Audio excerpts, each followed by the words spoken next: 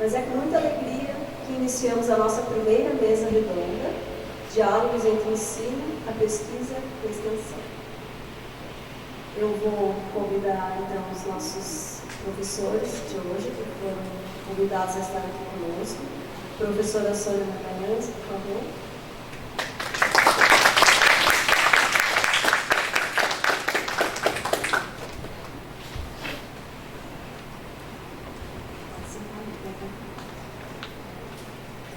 Professor Cristiano Nicolini, por favor.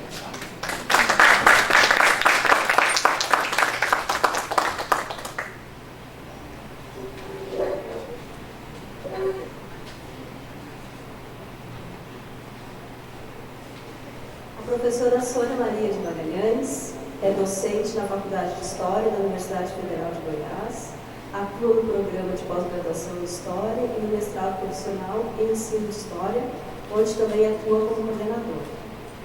Realizou pós-doutorado como bolsista pró-doc na Universidade Federal de Goiás, em 2007, pós-doutorado pelo Programa de História das Ciências da Saúde na Casa Oswaldo Cruz, em 2014, e pós-doutorado na Universidade Federal de Minas Gerais, em 2020. É autora de inúmeros artigos e capítulos de livros, entre estes estão Males do Sertão, Alimentação, Saúde e Doenças em Goiás no século XIX. E A Mesa de Mariana, Produção e Consumo de Alimentos em Minas Gerais.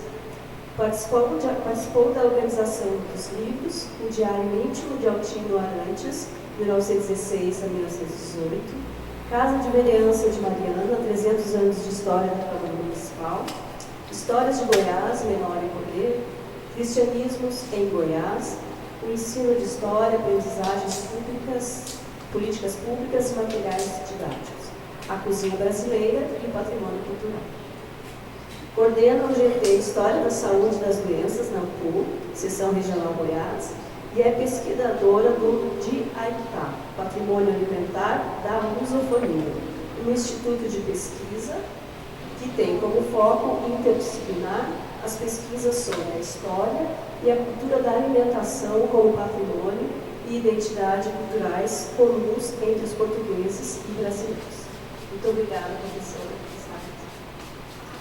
O professor Cristiano Nicolini é professor do Programa de Pós-Graduação em História e do Prof. História da Universidade Federal de Goiás. Doutor em História pela Universidade Federal de Santa Maria, com período de doutorado sanduíche na Universidade do Porto, em Portugal. Na Faculdade de História da Universidade Federal de Goiás, é professor de estágio, supervisionado e didática da História. Tem experiência nas áreas de História e Ensino de História, atuando principalmente nos temas narrativas, identidade regional, história regional, educação histórica, história e memória. Autor de inúmeros artigos e capítulos de livros, publicou entre 2021 e 2022 os livros Identidade Territorial e Manifestações Culturais no Vale do Taquari, Rio Grande do Sul, Ensino de História em Tempos Híbridos, Entre Histórias e Memórias, o Pensamento Histórico e as Narrativas sobre a Regionalidade na Educação Básica do Vale do Taquari, Rio Grande do Sul. Eu trouxe para essa mesa, apesar de parecer um pouco distante do que a professora Sônia vai colocar depois, na verdade tem uma relação muito direta. No fim eu vou deixar um link para a fala dela. Mas o que eu trago aqui é um projeto de pesquisa que vem sendo desenvolvido desde o ano de 2020. Ele começou no contexto da pandemia já. Esse convite foi feito por um grupo de professores e professoras que fazem parte da Associação Brasileira de Ensino de História, pesquisa, eu não lembro o nome exatamente agora, porque mudou de nome com a legalização, com o registro da associação, da ABEH, que é a Associação Brasileira de Ensino de História. Essa associação, na verdade, ela é resultado de um processo que começa lá em 88, quando houve o primeiro encontro nacional de pesquisa de ensino de história, né, voltado especificamente para esse tema, que hoje tem como maior resultado a própria história. Né. Então, naquele contexto lá de 88, ainda era uma luta muito grande dos dos pesquisadores para provar que esse campo era um campo de estudos, né, e que merecia ter essa atenção especial. Dentro da ANPU, a Associação Nacional de História já havia movimentos pela valorização do ensino da educação básica. A ANPU surgiu em 61 e logo na década de 60 os professores da educação básica já foram considerados parte, porque ela surge como associação ANPU, Associação de Professores Universitários de História. Então, ela era muito restrita, mas não durou muito essa configuração. Logo percebeu-se que a educação básica tinha que fazer parte disso, obviamente. Né? Mas houve muita resistência. Havia grupos no início que não aceitavam, que diziam que a educação básica era outra coisa e que o ensino não era pauta da ANPU. Então tem toda uma história sobre isso. Né?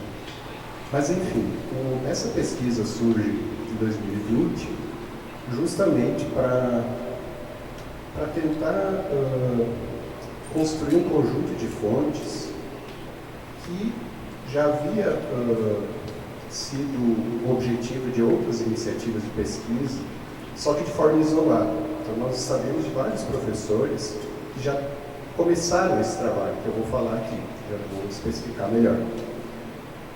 E a iniciativa desse grupo da ABE, de professores de praticamente todas as regiões do Brasil, nós recebemos um e-mail, conhecíamos as pessoas, inclusive tinha a professora Alexia aqui da UF, fazia parte do grupo.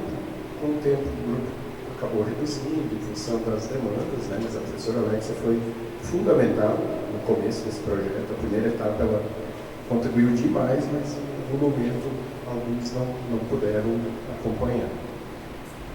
Mas fazem parte, são os registros, né, desse projeto. Hoje o grupo é menor, inclusive agora a gente deu uma pequena parada nessa primeira etapa. E o que eu trago aqui são resultados parciais.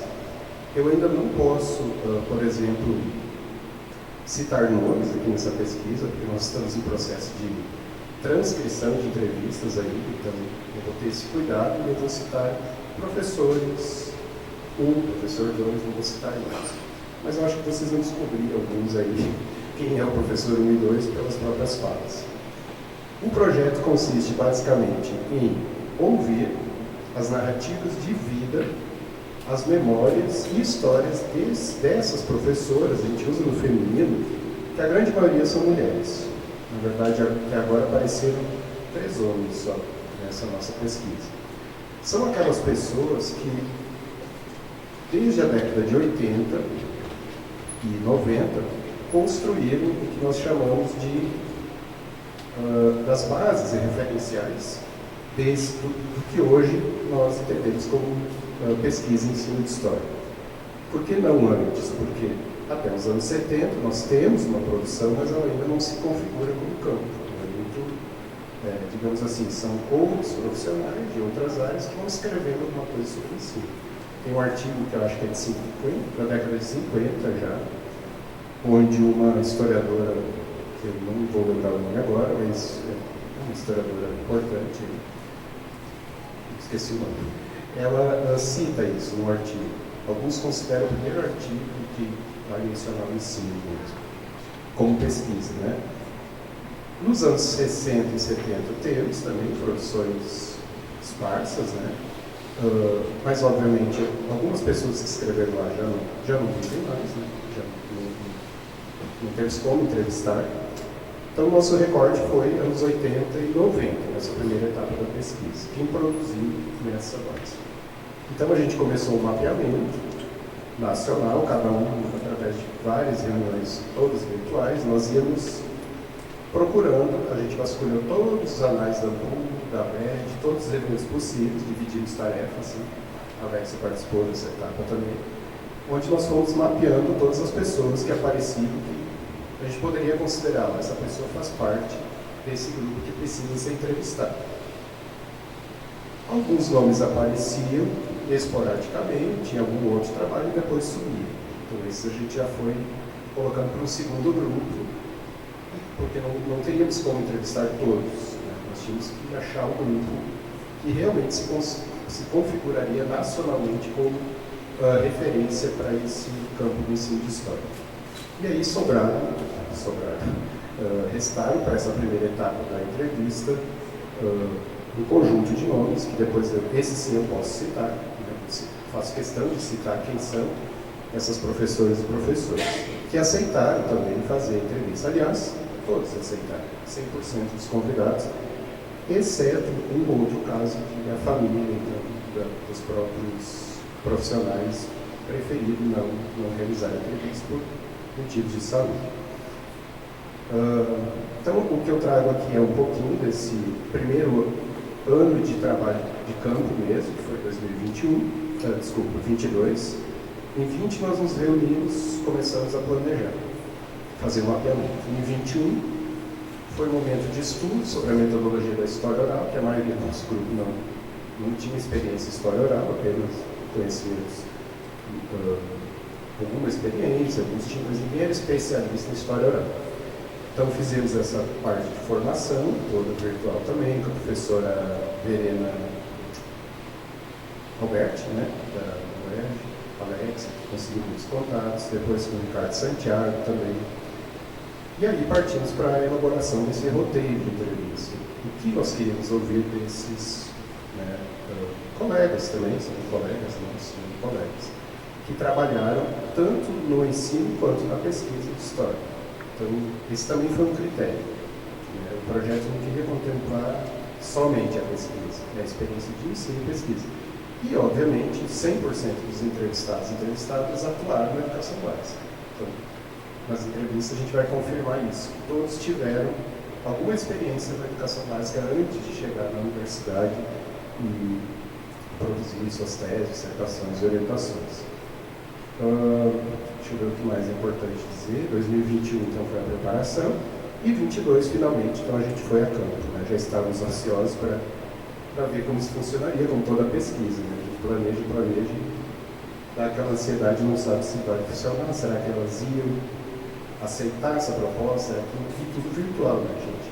Com exceção de um ou dois que solicitaram presencial. Né? O pesquisador teve que ir até São Paulo e fazer entrevista presencial, mas a maioria pelo Google Meet mesmo. Então, fizemos passou pelo comitê de ética e tal, eles aceitaram, assinaram, todos eles concordam com o uso desse material, mas ele ainda está em gravações, então nós estamos numa primeira análise dessa primeira etapa aí. Aí, com a autorização do grupo, eu trago aqui alguns excertos para a gente pensar, mas eu ainda não posso divulgar os dados finais, porque isso ainda está em processo. Mas antes de chegar nessa pesquisa, mas que é o objeto aqui da minha fala, que é o que eu quero compartilhar e depois trocar ideias, se possível, eu queria só voltar um pouquinho antes da pesquisa e tentar situar ela e tentar mostrar, afinal de contas, o que ela tem de diferencial, né? O que ela está trazendo que não foi feito até então. Entrevistar professores que foram referência, ok. Alguns já fizeram isso, já tem artigos sobre isso, como eu disse, de forma mais dispersa, né? Não com esse trabalho nacional, com todo o grupo envolvido. Mas, no primeiro ano de elaboração desse mapeamento, nós fomos também fazendo um levantamento de vários estudos que colegas nossos fazem sobre o estado da arte do campo do ensino de história no Brasil. Há muito trabalho sobre isso, muito trabalho bom, né? Então eu trouxe aqui só alguns para situar, teria aqui vários, né? Eu fiz um breve levantamento nos anais dos últimos eventos. E o primeiro que eu identifiquei na minha biblioteca, e foi um trabalho que eu fiz meio às pressas para essa mesa mesmo, né? Não tive muito tempo, certamente teria muito mais material, mas nos anais da ANPU de 2007, que aconteceu em São Leopoldo, no Rio Grande do Sul, é o texto mais antigo, digamos assim, que eu tenho acesso, podem ter outros, que a professora doutora Helenice Ciamp, já é uma das referências, né, mas ela não entrou nesse grupo de entrevistas ainda, ela vai entrar no outro momento. A professora Helenice Ciamp, ela fala, não, eu estou confundindo o nome aqui, desculpa, não é essa professora que vai das entrevistas. Mas a Helenice Ciamp faz uma mesa lá no PUC, e ela faz um breve levantamento do estado da arte até 2007, da produção de ensino de história no Brasil. Ela destaca na época já algumas coisas que nós falamos até hoje, do próprio Prof. História. Algumas ideias que ela expressa aqui, talvez hoje ainda são pautas de discussão. Ela destaca que o ensino de história vinha buscando, lá em 2007, legitimidade e afirmação do cenário historiográfico brasileiro. Parece um assunto bem atual, né? Ainda está buscando essa legitimidade. Mostrou, a partir de um levantamento de trabalhos realizados até aquela data, 2007, uma pesquisa que ela vinha fazendo, que a pesquisa no campo do ensino apresentou um crescimento quantitativo e qualitativo no país. Isso ela fala, está no texto, né, dos anais desse evento, do Nacional. No entanto, ainda assim, a história da educação, o ensino de história, ela ainda usa os dois termos aqui, hoje a gente já faz essa diferenciação, né? Não teriam recebido a devida atenção ao longo do século XX. As pesquisas eram desenvolvidas na área da educação, essa é outra grande discussão, né? Isso é assunto da história da educação. A gente ainda está tentando decidir isso. Por profissionais envolvidos com a didática e a prática de ensino para a formação de professores. Então, o ensino de história, naquele momento, no mapeamento que ela faz, ainda é assunto para a educação.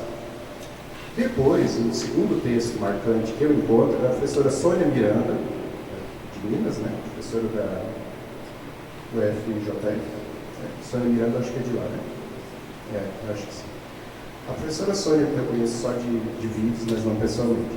A professora Sônia, em 2019, quando publica o texto que ela comunicou no Encontro Nacional de Pesquisadores de Ensino de História, que é o INPE, é um dos eventos da ABEC, a Associação Brasileira de História, tem dois eventos. Esse que eu citei de 88 é o Perspectivas de Ensino de História, que seria mais voltado para experiências docentes e educação básica, que é mais amplo, e o INPE seria mais restrito a quem pesquisa ensino de história. É uma crítica muito grande sobre isso, até hoje muitas pessoas acham que não tem sentido essa separação, mas na ABEC tem os dois eventos. Apesar de que, na prática, quando eles acontecem, você vai ver professores e pesquisadores, hoje, todos misturados, né? Não tem mais essa diferença. A diferença é que o INPE exige que você esteja vinculado ao grupo de pesquisa, então já é um limitador, né? Nem todo mundo está no grupo de pesquisa. Mas, enfim, no INPE de 2017, que aconteceu no Rio de Janeiro, após várias edições, né? Em 88 começa o evento, depois em 93, 95, eles vão acontecendo de forma intercalada. Nesse INPE, a Sônia Miranda também faz um levantamento, só que ela vai partir da discussão da BNCC naquele ano, que estava no auge, né, a publicação da BNCC. Ela aproveita essa discussão em torno do que deveria se ensinar ou não na história, o que tira, o que coloca, qual a versão mais adequada. Ela foi uma defensora daquela primeira versão da BNCC, né, que aí depois foi substituída pela versão que retomou aquilo que se chama de conteudismo, né? A primeira versão era menos apegada a esses conteúdos, principalmente considerados eurocêntricos. Então ela tem uma crítica muito grande, ela se posiciona, é um texto politicamente posicionado, mas ela parte dessa discussão da BNCC para, de novo, voltar desse mapeamento que a Eunice esse ano tinha feito lá em 2007. Ela nem cita a Eunice esse ano, mas ela também vai mostrar uma pesquisa que ela desenvolve desde aquele contexto. Ela mostra que lá em 2007 ela fez um mapeamento, em 2017 ela volta a fazer esse mapeamento por convite da ABEC, e ela percebe algumas mudanças e permanências. Mudanças numa migração de pesquisas e produções para a história. Então ela já identifica que não é mais a educação que está aqui em 2017, né? Em 2007 ela identifica também essa concentração que a Eunice descobriu. Mas aqui em 2017 já há uma grande incorporação pelas faculdades de História, institutos de História, para pesquisa sobre o ensino de História. Então já tem essa mudança. E aí ela usa aqui, ela referencia a pesquisa dela em Bourdieu, com a teoria dos campos. Ela também busca o Ivor Goodson, né, para discutir a questão da comunidade disciplinar. Ela vai pensando como esse campo foi se constituindo identitariamente. Veja, tudo isso aqui eu estou retomando para a gente chegar lá na pesquisa que eu falei no início. Eu vou voltar para a pesquisa daqui a pouco. Então é isso. O texto da Sônia vai detalhar numericamente, inclusive ela mostra aqui, ó, Sônia, nós que viemos lá do Centro-Oeste, que o Centro-Oeste cresce muito na pesquisa de ensino de história, vários autores destacam isso, é uma informação que eu não conhecia, e que 91% dessas pesquisas são universidades públicas. O ensino de história é o que é de universidade pública. Dificilmente as privadas vão desenvolver esse tipo de pesquisa. Isso. Avançando um pouco mais, no mesmo ano ainda, esse mesmo livro, uma coleção do evento 17, o professor Mauro Coelho e Thaisa Bichara, que são autores em conjunto desse texto, fazem um mapeamento semelhante, mas buscando outras plataformas, como grupos de pesquisa, periódicos, e também vão identificar essa mudança, né? Eles vão, na verdade, voltar aos anos 70 e vão fazer um mapeamento de como essa produção veio crescendo. Mas sempre ressaltando que o ensino de história, apesar do crescimento, continua a ser motivo de disputas e de, inclusive, resistências, né, dentro do ensino de história. Não chegamos no próprio história ainda, vai chegar. Daqui a pouco aparece o próprio história na história para mudar tudo. Bom, terminando esse mapeamento que eu fiz, cheguei a 22. E aí já tem acessível esse material, que foi o MPE que aconteceu agora, em novembro. Aconteceu na Federal Rural de Pernambuco, Recife. Eu não pude ir, mas ela foi híbrida, né? Então muita coisa já está no canal da ABE. Depois eu posso passar o link aí. Esse MPE desse ano teve algo diferente. Eles fizeram um pré-MPE. Fizeram 4 lives que aconteceram em outubro, nas semanas que antecederam o evento. E aí nós tivemos 4 lives, que estão todas disponíveis, podem assistir, é muito interessante, eu recomendo. É um mapeamento que praticamente reúne todos esses dados que eu falei até aqui, só que atualizados. E aí nós temos colegas como, por exemplo, a professora Helenice Rocha, da UERJ, né, e o professor William Silva, da Federal Rural de Pernambuco, que apresenta um mapeamento muito interessante de como essas pesquisas vêm hoje se configurando. Eles fazem um mapeamento de 2000 a 2015, depois comparam com os 5 anos depois, e eu não vou detalhar aqui em função do tempo, mas fica a dica desse mapeamento. Até para situar esse campo, né, do próprio história. Eles usam a plataforma Sucupira, fazem levantamento de PPGHs. Inclusive, nesses levantamentos nós nos enxergamos lá, vocês vão ver a UFO, vão ver a UFG, vão ver Goiás, vão ver Minas, tem muitos dados interessantes, né? Não para comparar, mas para a gente compreender aquilo que a gente faz, como isso tem um impacto, né, no cenário nacional. Às vezes a gente não tem noção disso. Quando você olha para um gráfico e vê que Goiás subiu assim, lá do primeiro mapeamento, vê aquele gráfico dispara. Eu acho que nenhum dos colegas sabe disso. Eu não sabia. Eu não sabia que Goiás tinha sido dos estados onde mais cresceu o número de pesquisas em história, grupos de pesquisa, né? São dados interessantes. Bom, a professora Helenice, depois ela faz um levantamento de temas, né? Também interessante, não vou citar todos aqui, mas ela cita, por exemplo, trabalhos sobre África, que disparam como os trabalhos mais com o maior número de produções nesses últimos anos, esses 5 anos para cá, né? Também trabalhos de PIBIC, que não aparecia, trabalho de PIBIC que não aparecia como pesquisa, que agora já são alunos que participaram de PIBIC, foram para o mestrado e já transformaram isso em investigação.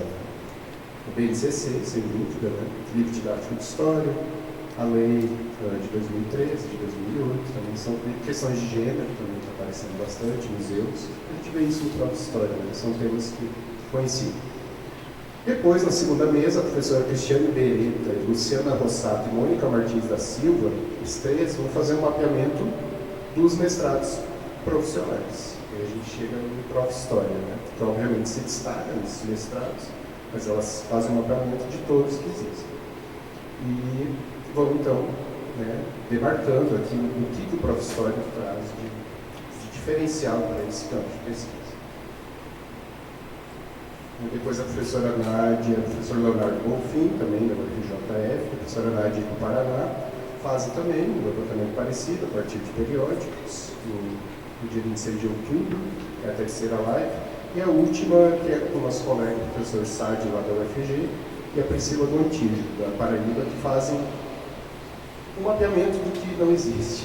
Eles vão trabalhar temas que são lacunas aí, né?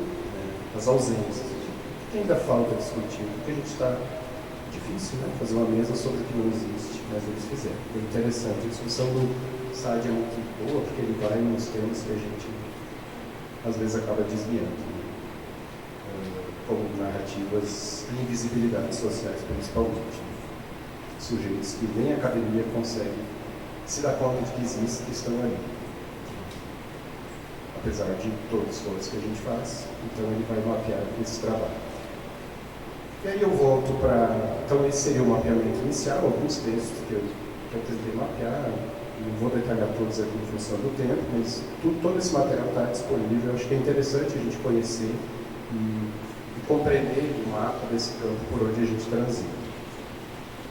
Depois, sobre a ABE, sobre a associação, tem também um texto da professora Carolina Pasevich, da UNS, que é uma das primeiras professoras, né, que atuou no primeiro grupo de Prof. História, tem um vasto conhecimento sobre o próprio programa. A professora Nádia, novamente, que eu já citei, elas têm um texto está nos anais da IPE, que aconteceu no Mato Grosso, em 2019. Lá elas fazem um mapeamento parecido, mas elas vão tentar explicar um pouquinho a importância da ABE, desses eventos que eu citei, do IPE, de perspectivas, né? E aí eu chego no projeto, depois dessa voltinha que eu fiz rápida aqui.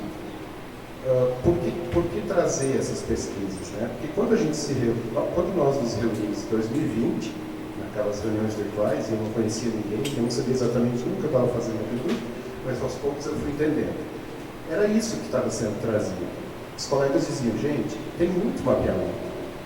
Nós conhecemos muito sobre o nosso campo de ensino, ainda falta muito, mas a gente já andou bastante, nós conseguimos entender essa identidade do ensino de história. A gente se identifica com esse campo. Mesmo os colegas que não são, né, no Prof. História tem muitos professores que não são do ensino de história. Aliás, a maioria eu acho que não é, né? Mas que acabam, de alguma forma, aceitando. Ninguém é obrigado a estar no Prof. História. Os professores vão. Ninguém vai obrigatoriamente, até onde eu sei. Todo mundo vai por opção. A gente se candidata, oferece a nossa vontade de estar no programa, e alguns, inclusive, não se identificam, né? Tem gente que não se identifica e acaba saindo. Porque para atuar no Prof. História, alguma identificação com o campo do ensino a gente tem que ter, a gente tem que pelo menos acreditar nisso, né? Porque senão não tem sentido estar lá no programa só para encher o lápis. Não dá certo. Quem está no Prof. História sabe bem disso. Então, essa pesquisa de 2020 era para justamente entender as trajetórias de vida para ir além desse mapeamento quantitativo, desses dados que a gente vê, mas entende até um certo ponto. Mas essas pessoas que formam o campo do ensino de história, da pesquisa do ensino de história, elas têm trajetórias de vida que vão, de alguma forma, né, levar a gente a se aproximar disso. Eu tenho a minha trajetória, eu poderia ficar aqui horas contando por que eu cheguei no campo do ensino, por que ali no currículo que a Mara leu, fala tanto da palavra ensino. No meu caso específico, não é por acaso, né? Tem uma história que começa lá em 84, na pré-escola. É lá que começa a minha trajetória de ensino. Minha infância, minhas experiências, minhas dúvidas, minhas decepções, elas acabaram. Eu juro que eu tentei sair do magistério, eu tentei ir para comunicação, para jornalismo, nada deu certo. Eu era catapultado de volta para o ensino de história. Mas é porque tem um conjunto de articulações que vão explicar isso. Então a gente queria ouvir desses profissionais que a gente tanto lê, tanto cita, afinal de contas, o que tem além dessa produção que a gente vê? Quem são essas mulheres e homens que estão por trás disso? Aí nós vamos buscar referência também Bourdieu, né, com a teoria do campo, essa questão da construção social do campo, a simplificação, que são os mesmos referenciais que a Sônia Miranda usou, e também o Hudson, né, com essa teoria dele. Tem um livro recente dele que é sobre as narrativas de vida, histórias de vida, né, que é praticamente uma metodologia, né, que tem a sua especificidade. Como é que essas histórias de vida vão dando sentido a esse campo? Ouvir essas nuances. Ouvir sobre a infância dessas mulheres, que hoje são grandes pesquisadoras, com seus mais de 70 anos de vida, que enfrentaram ditadura militar, que perderam parentes para tortura. Mulheres e homens que viveram em fazendas rurais dos anos 50, 60, que iam para a escola a cavalo. Aqui eu já estou citando excertos, obviamente, das entrevistas, né? Então, para nós, do grupo, estou falando aqui em nome do grupo de pesquisa, eu vou citar nominalmente os colegas, está sendo uma experiência que nós não conseguimos explicar ainda. Eu estou tentando aqui traduzir um pouco do que a gente viveu nesse ano. Eu, particularmente, participei de quase todas as entrevistas, a gente faz por grupos, né? Porque nós somos entre mais de 10 no grupo, então nós vamos, no máximo, em trios participar dessa entrevista, porque senão não tem como fazer o diálogo. Nós temos um roteiro prévio que nós montamos, que a gente monta a partir da metodologia da história oral, mas esse roteiro, obviamente, se transforma. Né? Porque nós estamos conversando com mulheres e homens que têm décadas de experiência de vida. Então a gente começa lá na primeira infância, falando que, claro que eles falam o que eles querem, mas eles querem falar tudo. Eles querem falar demais e é muito bom. Tem uma entrevista que durou 5 horas, combinada eram 3 horas. Foi impossível interromper a entrevista, porque a professora queria falar, então a gente não interrompe, ela fala enquanto ela quiser. 5 horas de entrevista, ouvindo muita história. Então, eu vou trazer aqui só uns trechos. Eu tinha preparado um monte de slide aqui, mas... Aqui, então, são os textos que eu mapeei, né? Nem vou já falar isso aqui. São alguns dados que eu ia mostrar, mas em função do tempo eu vou deixar para outro momento. Deixa eu ir direto lá para as narrativas. Aqui, desculpa. Aqui estão os nomes aparecendo aí. Então, aqui são as professoras e professores que aceitaram e participaram durante esse ano de 2022. A professora Maria Auxiliadora Schmidt, aqui eu posso citar, porque já temos autorização, só não vou dizer quais são as falas de quem, porque isso ainda está por processo de escrita e tem toda uma norma, né, ética e metodológica. Eles ainda vão aprovar esse texto escrito, então, por enquanto eles aprovaram só o vídeo, e o vídeo está entre nós, ele não foi divulgado. Marcos Silva, professora Joana Neves, professora Kátia Bud, professora Circe Bittencourt, professora Marlene Cainelli, Luiz Serri, que é o presidente da ABE, né? Professora Silva, que aqui eu fiquei de botar o sobrenome, não esqueci, mas ela é mineira também, daqui, né? Da UF. É a Silva. Ela trabalhou na escola, na verdade na escola, não. Pois é, ela está aposentada e hoje é presidente sindicato, né? Representante sindicato. Professora Selma Guimarães, daqui também, professora Ilmar Matos e Edna Maria dos Santos. Esses são os que nós conseguimos entrevistar ainda. Tem uma segunda lista, que ficou para o ano que vem, a gente deu um tempo agora no final do ano, mas a lista de futuros entrevistados é grande. Aí eu tentei identificar, como eu coloquei no título da fala, que eu queria trazer esse projeto para o Prof. História, né? Eu acho que as articulações do Prof. História elas estão subentendidas, não tem como dissociar esse projeto, mas eu quis tentar mapear nessas entrevistas se havia uma menção específica ao Prof. História. E eu achei estranho que não. Em nenhuma entrevista eles falam do Prof. História. Isso me intrigou. Depois eu fui pensar melhor que o Prof. História, na verdade, é uma proposta de uma outra geração.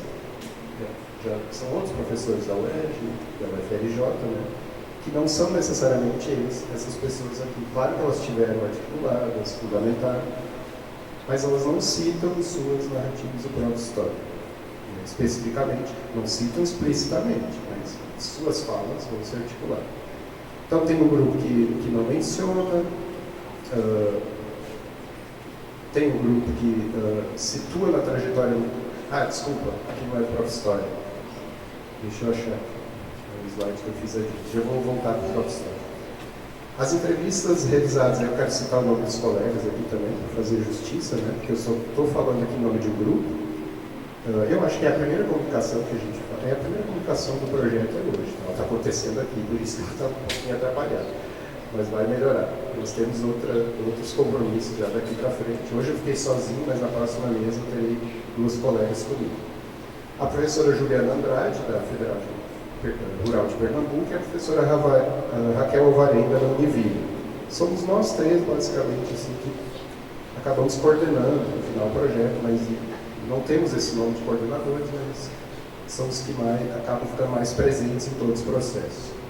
Tem também a professora Jaqueline Zarbato, da Federal do Mato Grosso do Sul, o professor Erinaldo, da Federal do Pará, a professora Maria Cristina Dantas, da Estadual do Sueste da Bahia, a professora Célia Santana, da UNEP, também da Bahia, a Sônia Vanderlei, da UERJ, a Gisele Nicolau, da UERJ também, o Arnaldo, da Unicamp e o Ritson, da CD. Esse é o grupo que acabou ficando no final, mas ele era muito maior.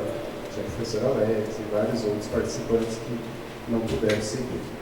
Aí algumas passagens aqui só para dar um pequeno spoiler do que nós vamos futuramente publicar. Como exemplo dessa articulação que eu tentei falar aqui. Então, como essas narrativas de vida, essas memórias dessas professoras e professores vai se articular com essa construção do campo e com o próprio surgimento do Prof. História. Para mim, aí é uma leitura minha, né? O Prof. História ele é a materialização desse processo. Nós não teríamos Prof. História se não fosse esse processo, desde os anos 80.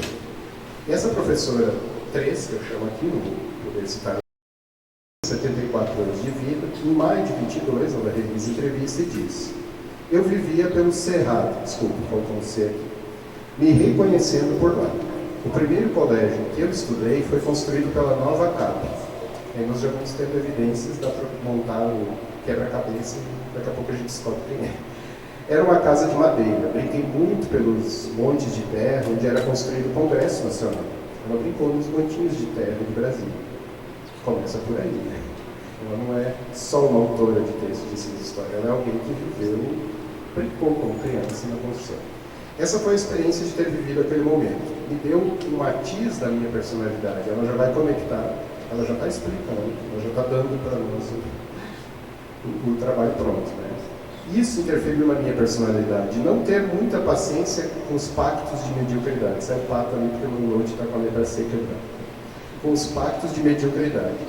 Olha, pactos de mediocridade. Eu vivi em Brasília. Gosto de ser empreendedora, nessa relação com o fazer, com o mudar, com o ir para frente. Talvez a ideologia desenvolvimentista tenha se impregnado na minha infância. Ela é uma autora referência que a gente vê, tá, gente? Para citar aí nas dissertações. Tá aí, nossa primeira entrevistada. Essa professora de 62 anos, em março de 2022, que mais tarde vai ser identificada, quando autorizado, diz assim: a escola onde ela estudou funciona até hoje. Era muito rígida.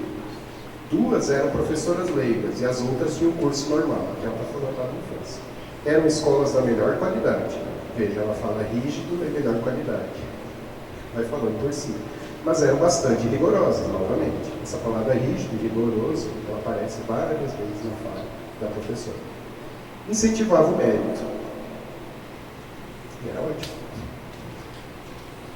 Terceira, a professora 1, de 74 anos, em maio de 22, diz que trabalhava em 2 ou 3 colégios antes de chegar na academia. Aqui não tinha mestrado, doutorado, somente especialização, no lugar de onde ela fala. Tinha módulos de ensino de história com Marcos Silva. Não havia ninguém nessa região de Uberlândia, entreguei o jogo, que discutisse esse tema. Foi sem querer. Fui me interessando pelo campo da educação, pois no campo da história eu não vi essa possibilidade. Tá vendo? E as pecinhas vão se encaixando. Minha história não tem muitas aventuras. O destino era esse. Você ia para onde tinha emprego. Ponto final. Sem muita emoção. Quando fazia mestrado, havia uma dificuldade imensa de obter bibliografias. Havia o pessoal da educação que me ajudava muito. Descobri algumas publicações, fiz minha dissertação. No doutorado foi mais simples, pois já havia publicações sobre ensino de história. Vocês estão vendo como A produção daqui, né, que a gente falou, vai aparecer entrelaçado com essas histórias aqui. Parece que tudo vai adquirindo um sentido maior do que tinha. Né? Por aqui não sabíamos nada sobre ditadura. Eu não sabia o que acontecia. Professora de 62 anos, viveu em ditadura. A professora de didática me marcou muito. Todos assumiram o magistério na turma dela, né, estudando. Éramos todos professores. Fundamos o Laboratório Pedagógico de História. Com muito orgulho, ela diz isso. A última, para encerrar, eu não sou da geração pioneira do ensino de história, de Déia Fenelon, Ernesta Zamboni, Joana Neves. Déia Fenelon já faleceu, né? Ela dá no meu prêmio, inclusive, de ensino, da PUC. A professora Ernesta Zamboni também. E a Joana Neves é uma das entrevistadas, mas aqui ela é citada também como referência. Eu penso dessa forma, os pioneiros, basta olhar as produções clássicas, pioneiras que foram publicadas. Eu sou da outra geração, da Lana, da geração da Marlene, e nós tivemos, ainda em nossa época, desculpa, me faltou uma palavra, havia uma centralização da produção de conhecimento de ensino de história no Rio e São Paulo. Isso também é muito recorrente na bibliografia e nas falas. Isso é espetacular, não pode parar no campo do ensino. Mas esse aumento de produção também traz problemas, ela já está pensando na perspectiva de futuro. Quantidade em detrimento da qualidade. Ocorreu algo terrível, que é a redução do tempo do mestrado, né, para a pesquisa. Um mestrado em 2 anos, por exemplo, eu cito que dela era de 5 anos. Né? Mestrado de 2 anos é emoção pura. E aí chegamos, finalmente, no Prof. História, como possibilidades, horizontes e desafios para a pesquisa e para o ensino de História. Eu lembro que quando eu falei dessa pesquisa a primeira vez, com o orientando meu de mestrado, que é do PPGH, foi uma conversa, algo que ele disse me chamou a atenção, porque são as perguntas que vão transformando a nossa pesquisa, né? Ele disse, nossa, que interessante, vocês então vão entrevistar todos os professores do Brasil.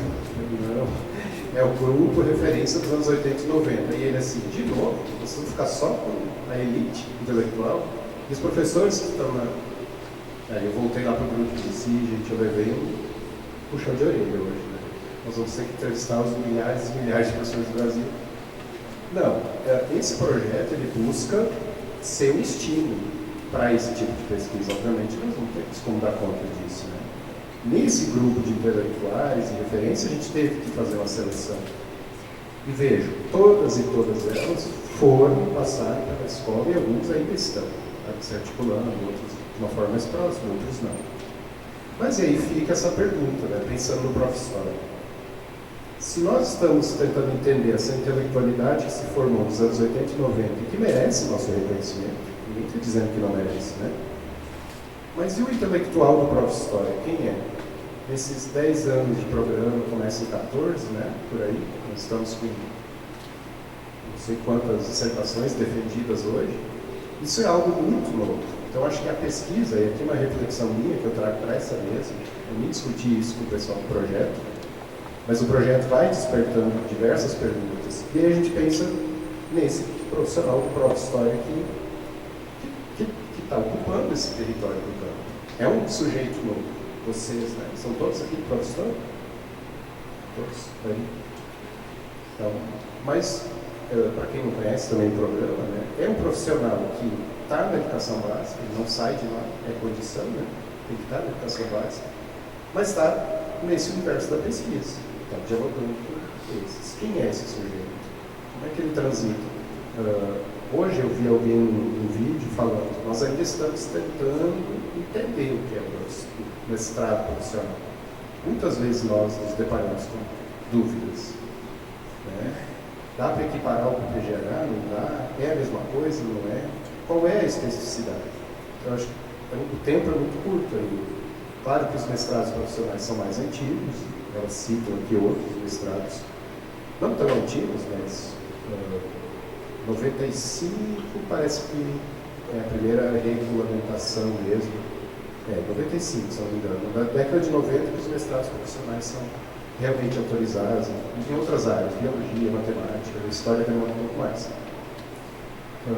Mas o de história, então, nesses 10 anos, praticamente, acho que a gente já pode começar a fazer essa avaliação.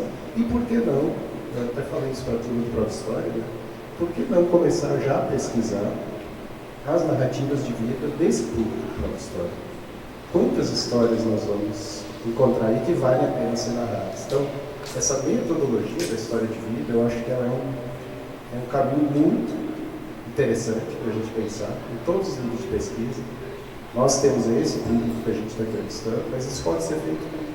Eu sei que muita gente faz essa reunião, eu faço com alunos, talvez não de uma forma muito sistemática, né? Não está lá cadastrado em projetinho, mas eu acho que vale muito a pena, porque ouvir essas histórias, estimular, potencializar o ouvir na pesquisa, mais do que nunca nesse contexto que a gente vive, que as pessoas não conseguem se ouvir, eu acho que é interessante para todos os campos. Né? Ouvir histórias de vida, aí fica a referência aí do Ivo Judson, que é excelente, né? O texto dele provoca muito para pensar essa subjetividade, quem são essas pessoas, quem é o público do Prof. História, por que ele foi parar no Prof. História, não é por acaso. Né? Eu já ouvi uma frase assim, que alguém disse, Cristiano, deixa de ser romântico, muitos estão fazendo porque vai ter um aumento no salário. Eu acho isso tão medíocre dizer isso, não é. Gente, alguém vai se inscrever no mestrado, passar 2 anos trabalhando em dobro, por causa de uma mudança, claro que também é merecido. Né? Você estudou, se qualificou, merece. Mas não é esse o objetivo maior. Tem muito mais coisas envolvidas. E a gente ouve isso dos alunos. Aí, para finalizar mesmo, vou citar o exemplo da nossa disciplina, né, de História do Ensino de História, que eu trabalho com a Sônia, e que a gente faz isso no início. Foi ideia da Sônia, foi ideia minha, que é pedir uma carta de intenções dos alunos na primeira aula, já falando, claro, sobre o seu interesse de pesquisa, mas a gente quer saber o que aquilo tem de articulação com eles. Quem são eles e elas? Quem são essas pessoas que a gente vai trabalhar durante 2 anos? Isso é muito mais importante do que qualquer outro critério, né? É saber quem são essas pessoas, por que elas chegaram ali.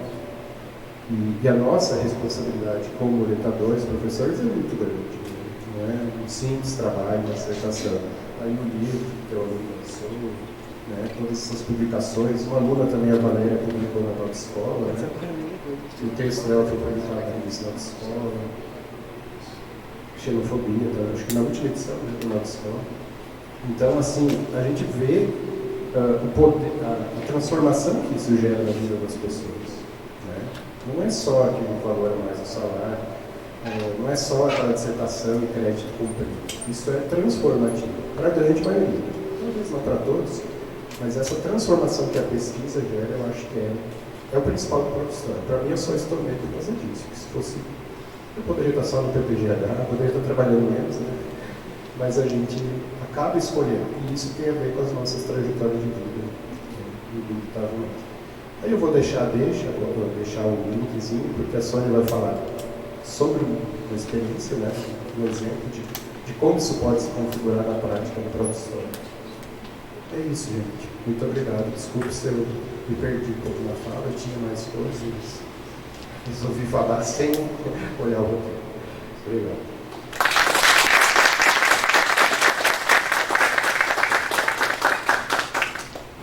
Boa noite.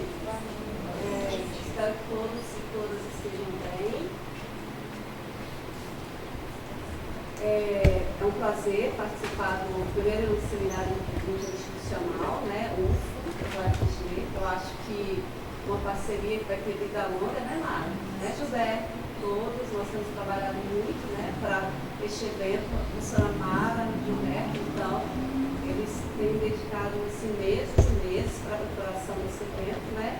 E da nossa parte, né, Cristiano, nós somos muito felizes de estar participando presencialmente, né? E eu agradeço muito pela acolhida generosa.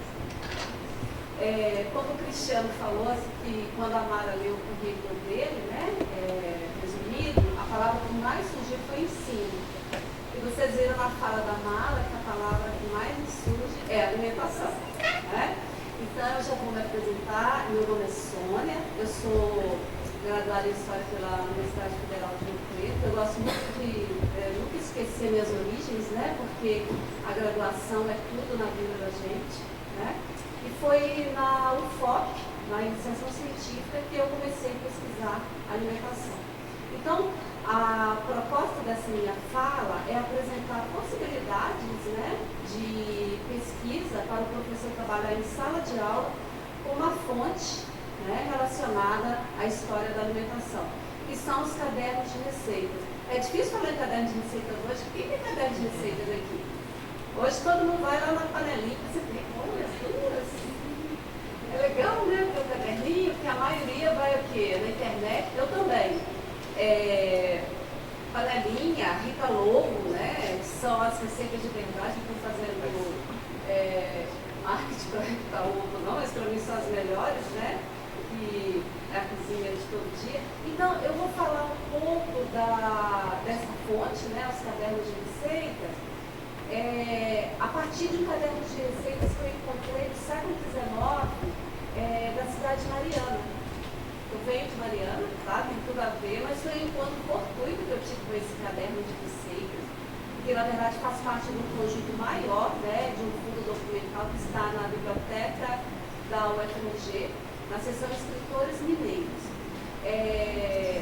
Me parece que hoje eles eram 35, parece que tem 20, e fazia parte do acervo da famosa culinarista mineira, Maristela Libano Cristo. Não sei se vocês já ouviram falar. Ela produziu um livro de receitas, né, ícone para a identidade mineira, que chama Fogão de Lenha. Tá? Então, ele é depois eu posso passar uma referência para vocês. Então, eu coloquei essa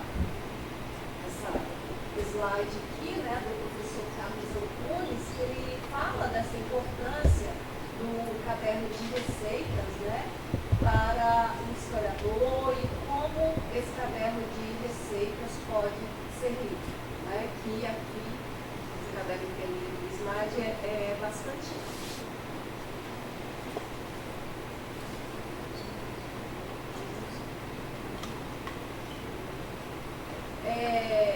Então, né, os pioneiros no uso desse tipo de documentação para a história, né, na área de história da alimentação, da história dos análises, né, que fez uma verdadeira revolução.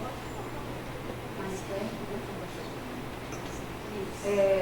Escola dos análises, né, que eles fizeram uma verdadeira revolução no ensino de história da alimentação.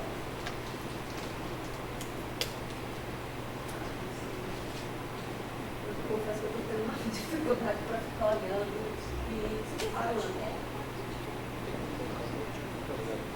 Pode ser? Pode deixar aqui, mas aí eu vou dar uma olhada que fica, né?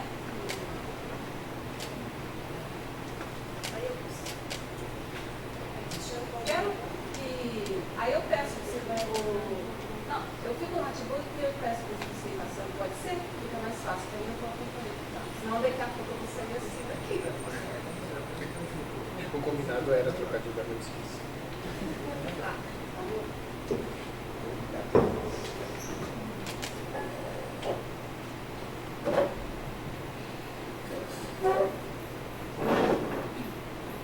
ótimo. Muito melhor, né? Então, o historiador, né, o Lucian Lefebvre, que ele faz parte da primeira geração dos análises, né, e na década de 30 ele chama a atenção para a história da alimentação, numa comunicação que ele fez, né, sobre as gorduras utilizadas na França. Mas em 1944, no contexto da Segunda Guerra Mundial, que ele coloca a questão da alimentação em primeiro plano, né, pensando e chamando a atenção dos historiadores sobre essas crises, né, que estavam alimentares que estavam ocorrendo na África, na Ásia e parte do continente americano. Mas a verdadeira revolução mesmo no campo da história da alimentação foi feita por Fernando Brodel, né, nessa obra dele de referência, Civilização Material, Economia e Capitalismo, né, século XV ao XVIII. Essa obra foi publicada, né, pela primeira vez em 79, e ele trabalhou com essa tríade, né, consumo, distribuição e produção. E é interessante que nessa obra ele não só coloca a alimentação, mas como habitação, vestuário, né, como personagens dos historiadores, todos colocados em primeiro plano. Outra obra muito importante, né, do Flandrin, ele já é da terceira geração dos análises, ele coloca o gosto enquanto objeto de pesquisa histórica. Trabalha com fontes diversas, né, com os cardápios, tratados culinários, livros e cadernos de receitas e livros literários. Todas essas fontes listadas e várias outras, elas são fontes assim, muito caras para o historiador da alimentação. Aqui a capa, né, de Cultura Material e Alimentação, Fernando Brodel. Quando eu comecei a fazer a minha pesquisa na iniciação científica, eu não tive acesso a Fernando Brodel. Mesmo a biblioteca do ICHS, né, da Federal de Ouro Preto, sendo uma biblioteca muito rica, eu só fui conhecer o Fernando Brodel no mestrado, né, já quando eu fiz o meu mestrado na Unesp, em Franca. Bem, agora no Brasil, as interpretações sobre a alimentação, elas datam das décadas de 1960 ou 80, né? E elas podem ser colocadas assim, em três áreas. Aquelas que analisam o aspecto econômico da alimentação e são relacionadas com números, né? Aparecem, fala sobre as crises, subsistências, flutuações de mercado. Então, está muito no campo econômico. Também, né, enfoque da alimentação na área de nutrição, folclore, né, não sei se vocês boa parte já ouviram falar no livro História da Alimentação do Brasil, do Camargo Escudo, né, então um trabalho voltado para o folclore. Mas as primeiras interpretações sobre a alimentação no Brasil, no campo da história, elas datam da década de 1990, que foi uma verdadeira revolução na área de história da alimentação aqui no Brasil. Mas a alimentação, ela insurgia nessa época dentro dos trabalhos de abastecimento alimentar. E é nessa época que eu também comecei a trabalhar a minha dissertação, na iniciação científica, depois do mestrado, né, a alimentação em Mariana, em Minas Gerais, tá? Mas alinhavada nessa área de abastecimento alimentar. Eu estou passando. Agora na atualidade, eu vou citar duas referências, que é o livro A História da Alimentação no Brasil, né, História e Alimentação do Brasil, séculos 16 e 21. Esse livro é de 2021, só para vocês terem uma ideia, o livro ele é tão amplo, né, e tão abrangente para a nossa felicidade, que ele reuniu mais de 33 historiadores, né, trabalhando neste livro, né? Um evento de referência também é o de AITA, né? E este evento aí, o 7º Colóquio de AITA de História da Alimentação, ele aconteceu virtualmente em Belo Horizonte, né? E foram apresentadas 70 comunicações e 2 conferências. Essas 70 comunicações, não só incorporando historiadores, mas também especialistas de várias áreas do conhecimento, né? Bem, para a apresentação de hoje, né, eu e o Leandro, meu orientando, que ele fez o lançamento, nós fizemos um levantamento, né, que já estamos construindo, sobre como a alimentação era trabalhada nesse livro de história, né, principalmente desde os PCMs, quando a temática da alimentação ela surge com bastante vigor, né, principalmente trabalhando as temporalidades brodelianas, né, nessa alimentação, a curta, a média e longa duração. Então, a alimentação ela é colocada já como uma possibilidade de que o professor pode trabalhar em sala de aula, né, contemplando as relações sociais e a natureza. É possível fazer um levantamento com alunos sobre alimentos cotidianos, identificando os que são naturais, industrializados. Mas a perspectiva que eu vejo para a análise da alimentação em sala de aula, ela é muito mais abrangente. Então, vamos lá. Na BNCC, né, a temática aparece, né, algumas vezes relacionada aos sistemas contemporâneos transversais na BNCC, também dos PCMs, né, relacionada à ciência e tecnologia, meio ambiente, saúde, cidadania e civismo. E também multiculturalismo. Nos livros didáticos de história, o tema já vem sendo contemplado, né, há algum tempo, mas eles são representados nas narrativas, por exemplo, dos livros didáticos de história dos anos finais do ensino fundamental, mas abordagem de forma rápida e superficial, muitas vezes só de forma ilustrativa, embora já tenha sido um avanço a temática sendo contemplada, né? Os víveres são apresentados seguindo certa linearidade na pré-história, Idade Antiga, eu não gosto de Idade Antiga, apareceu aqui, a Antiguidade, né?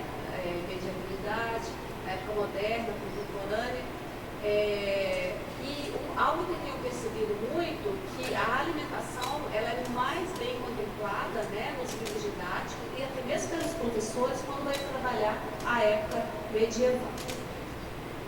Primeiro texto, né, que eu acho importante ser colocado aqui, ele surge no livro sobre novos temas na sala de aula, ele já coloca a alimentação, este livro de 2009, né, novos temas nas aulas de história, no artigo Alimentação, do professor Fábio Pestana Ramos.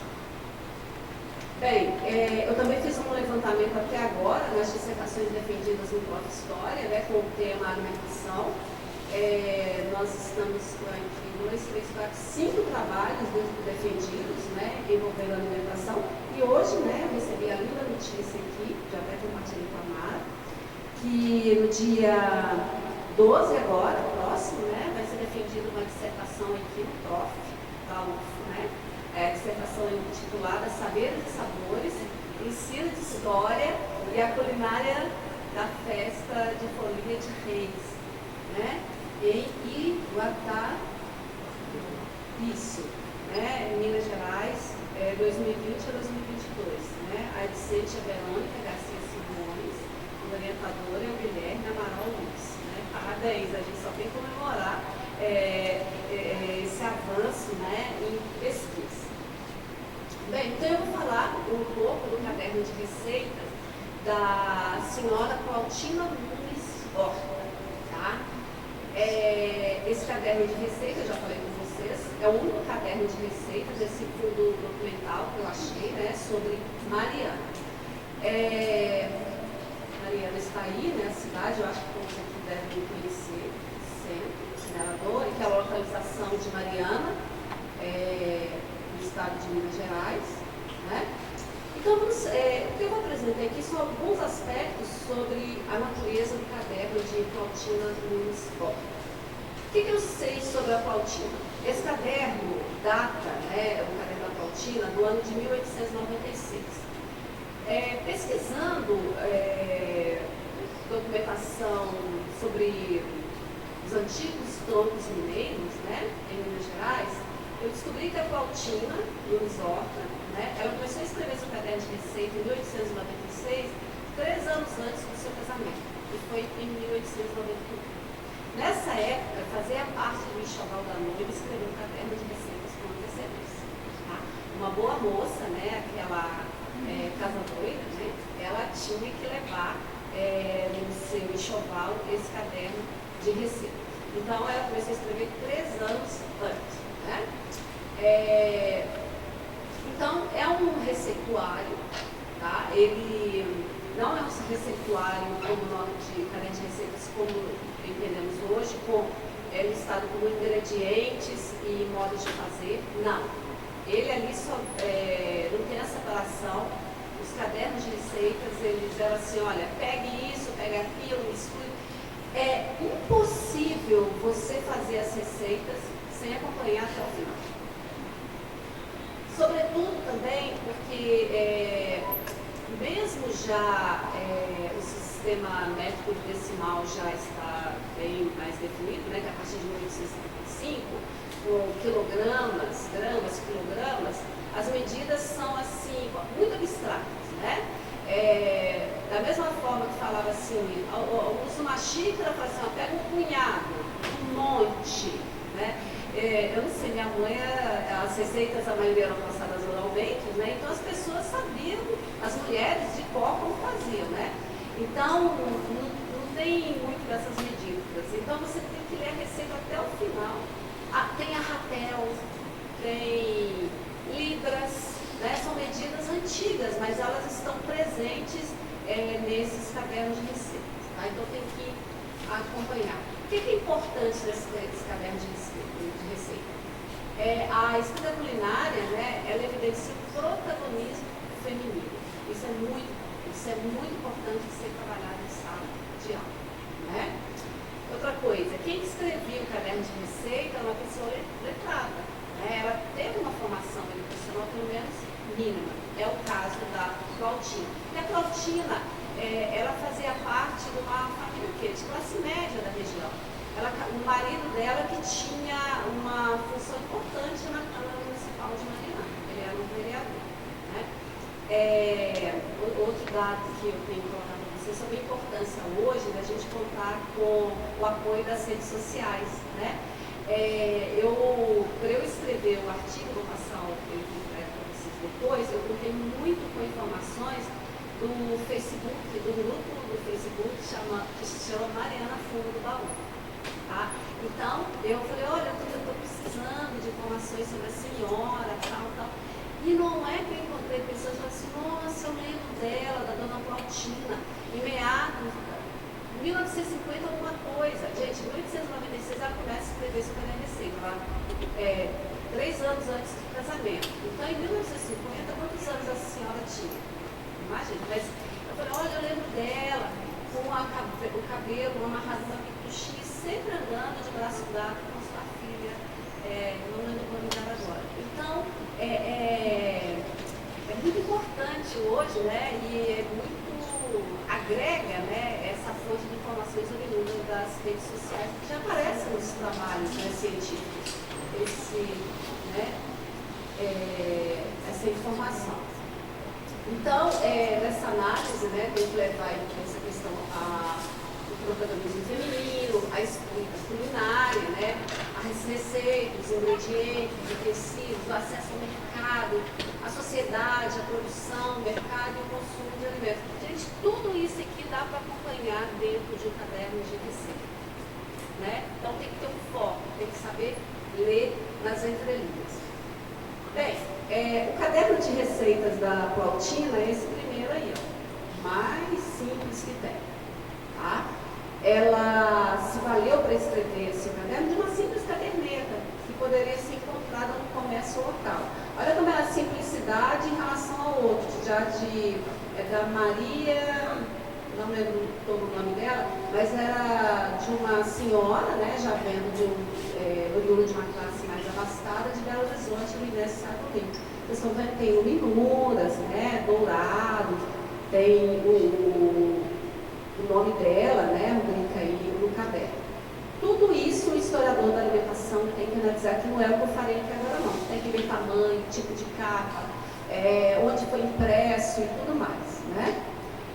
Esses selinhos que vêm dentro, na contracapa do caderno, é muito importante para a gente saber o origem dos cadernos, onde foram comprados, né? Agora, este é o caderno da Plautina por dentro, é aquela capa simples, né? E o que chama atenção no caderno de receita da Plautina é que ela usou todo o caderno, sabe? Ela colocou adesivos, recortes todas as capas ao final. Ela se valia também de receitas daquela folhinha Sagrado Coração de Jesus, né?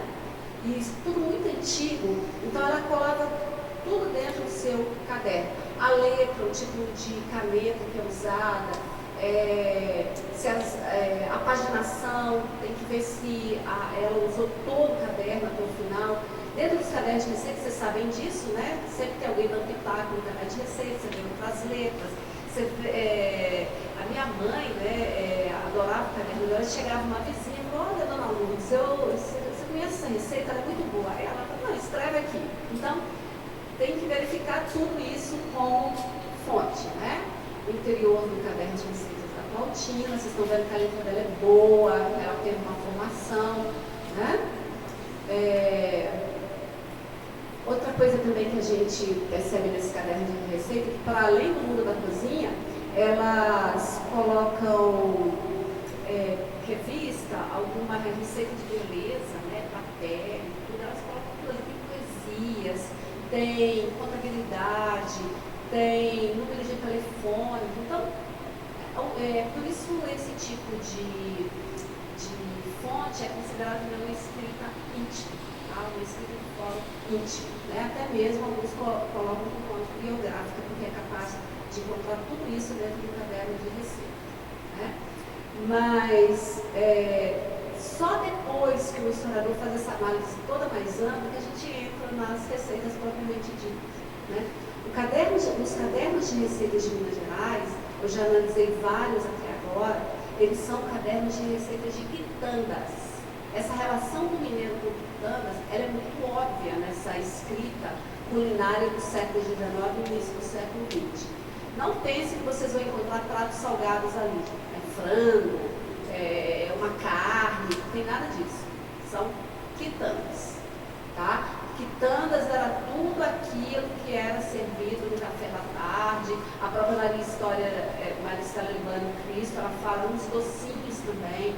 O Eduardo Frieiro, né? É diferente daquilo que é uma palavra de origem africana, mas lá quitandas está muito ligada ao que a gente relaciona aqui com o Cristiano. Você vai falar que eu entendi o que você está falando, né? Eu falava com ele assim, vamos em casa com uma quitanda, ele vai associar com a feira, né?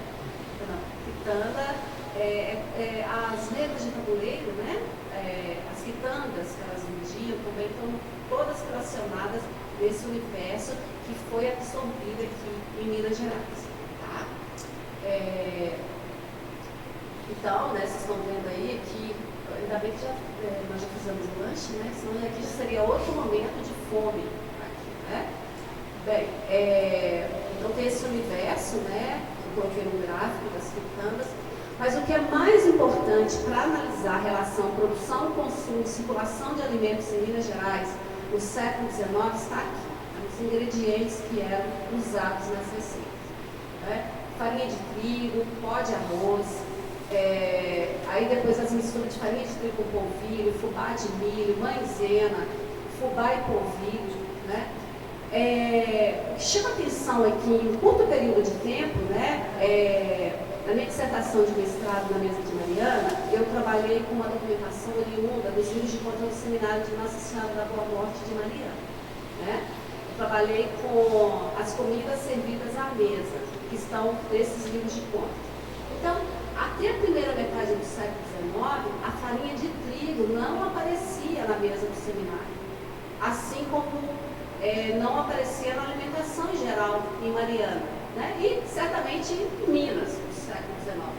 A farinha de trigo era um alimento raro e caro, tá? Dentro do seminário de Mariana, a farinha de trigo aparece para confecção de hóstias, para a Eucaristia, e também para usada em alimentação de doentes, tá? Então, nessa circunstância, era muito cara, vinha de Sorocaba, né? Aquela produção de Sorocaba, e também era importada, de Portugal. Então, já na segunda metade do XIX, tendo substituições alimentares nas quitandas, as quitandas que antes eram feitas à base de farinha de milho, agora sendo à base de farinha de trigo, é um item muito importante sobre a produção, comércio e consumo de alimentos em Minas Gerais. Tá? Isso está nos cadernos de receitas. Vocês estão vendo aí que são os ingredientes, né? Que em qualquer sociedade, a alimentação, né, ela é dividida em 3 categorias, né, que são os alimentos de base, no caso suculentos, né, as combinações alimentares, né, que são as carnes e os condimentos. E o condimento principal é o sal, né. Outro elemento que aparece, uma informação importante que aparece aí é a maizena. A maizena é um alimento importado, porque vinha de fora, vinha dos Estados Unidos, já está aqui, né? Então, esses elementos são muito importantes, tá? Bem, é que é o seminário de Mariana, eu falei de onde que eu vi informação que a farinha de trigo, né, era algo muito raro para essa região no século XIX, né? Lá o pó de arroz está relacionado aos bolinhos de arroz, tinha produção de arroz ali perto de Mariana, no distrito, esqueci esqueci o nome agora, tinha uma produção de arroz lá, mas ela era insuficiente para o abastecimento do mercado. Então, boa parte desse arroz vinha aqui do sul de Minas. Tá? Bem, essa formação, eu coloquei um quadro aqui sobre os escravas, né, que estavam trabalhando dentro das casas marianenses no século XIX. É uma outra informação importante para analisar a circularidade cultural. Né? As mulheres negras também estavam dentro das casas marianenses, trabalhando, né, sempre sob o olhar da sua senhora. Mas dentro das casas tinham trocas de informações culturais, trocas de receitas, né, trocas culinárias. Então, esse intercâmbio é muito importante de ser observado nessas receitas, e dá para observar. Uma fonte, eu não sei se vocês já leram, mas eu acho que principalmente toda pesquisadora mineira que vai trabalhar com o século XVIII e XIX tem que ler o livro Minha Vida de Menina, da Helena Morley. É um livro lindo. E meus orientandos falaram, eu quero trabalhar com Minas Gerais nessa época, eu falei assim, então vamos entrar no mundo de Minas Gerais no século XIX. E a Helena Morley, na escrita dela, desse diário, ela conta muito para a gente, ela dá muitas informações sobre esses intercâmbios culinários, né, entre as negras escravizadas, e na época ela já falava, já não eram escravas, né, mas trabalhando nas cozinhas juntos com as suas senhoras. Né? Isso é importante colocar, que desde a segunda metade do século XVIII, né, o mercado de alimentos em Mariana, tanto com os produtos da terra, regionais, eram muito bem abastecidos, tá? Produtos de fora também, né, importados também, eram fáceis de ter acesso na região. Eu coloquei esse doce aqui, é um doce português, não sei se vocês já ouviram falar, fartins, não? Eu achei essa informação muito importante, porque é o seguinte, não tem informação sobre esse doce, é um clássico doce português, né? Eles não aparecem nas receitas, ele aparece nas entrelinhas, ele aparece nas técnicas, né? O que tem que ser colocado é o seguinte, quando tanto o professor quanto o aluno, o historiador, vai ler as receitas, ele tem que ter muito cuidado também para ver nas entrelinhas, né? No caso, a Plautina, né? Ela fala assim, na hora que vai fazer um doce, esqueci o nome do doce, ela diz assim, porta-se como fartinhos. Porta-se como fartinhos.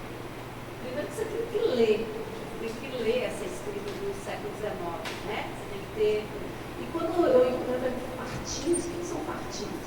Aí fui para o dicionário do Câmara Cascudo, né?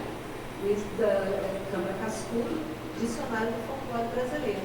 Aí ele explica lá, né, o que são os fartinhos, e ele fala que foi o primeiro doce, né, servido aqui no Brasil,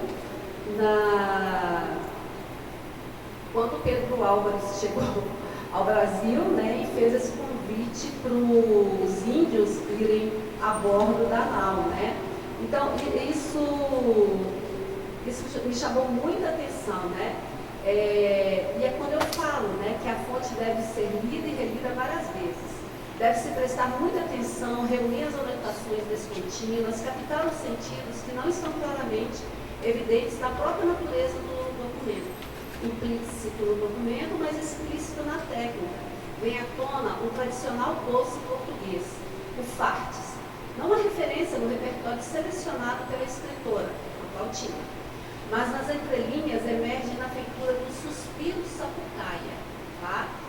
E nos suspiros de amêndoas, quando a Plautina menciona, porta-se como fartins, né? Os fartes, junto com a queijadinha de amêndoas, o pão de ló e manjar branco, são considerados 4 doces históricos permanentes na etnografia portuguesa, de acordo com Câmara Cascudo. Ele diz o seguinte, figuram nos livros de história acidentalmente mencionados, mas anteriores à menção, surgidos numa merenda ou refeição fortuita de soberanos ou de lavradores. De acordo com Cascudo, o fartel, fartes, foi o primeiro bolo doce que um brasileiro comeu no Brasil. Quando Pero Vaz de Caminha convidou 2 indígenas na tarde de sexta-feira, 24 de abril de 1500, para ir a bordo da nau Capitânia, e lhes ofereceram para comer pão e peixe cozido, confeitos, mel, figos e fartas. Né? Essa doçaria presente no caderno de Plautina teve notável influência no norte de Portugal. Donald Ramos esclarece que os imigrantes portugueses que vieram para Minas Gerais eram oriundos das províncias do Minho, Douro e Trás-os-Montes. Essa imigração para Minas, iniciada no período colonial, reproduziu na América Portuguesa padrões sociais e culturais semelhantes aos que haviam largado para trás. O legado material deixado por esses lusitanos em Mariana foi o fogão embutido na parede, tão diferente daquela trempe de campanha improvisada do Bandeirante. O sobrado da casa marianense era feito sobre a lareira, e além desse, havia ainda mais 2 feitos com pilares de vigas, de braúnas e lareiras, com uma solagem lavrada de boa qualidade para o fogão. Né? Como eu falei, né, os utensílios eram bastante rústicos, né, utilizados pela Plautina, né? Então, surgem copos, xícaras, peneiras, gamelas, terrinas, panelas, formas, latas de brasas por cima da forma. Não sei se alguém já viu a avó fazendo isso, fazendo bolo, colocando na panela e colocando brasa por cima para assar, né? Colheres, facas. E somente na confecção do bolo de baunilha, a brolha é referência ao uso de geleira. Já tinham geleiras em Minas Gerais, né? Não geladeira, geladeira é um utensílio, a geleira não era considerada. Né?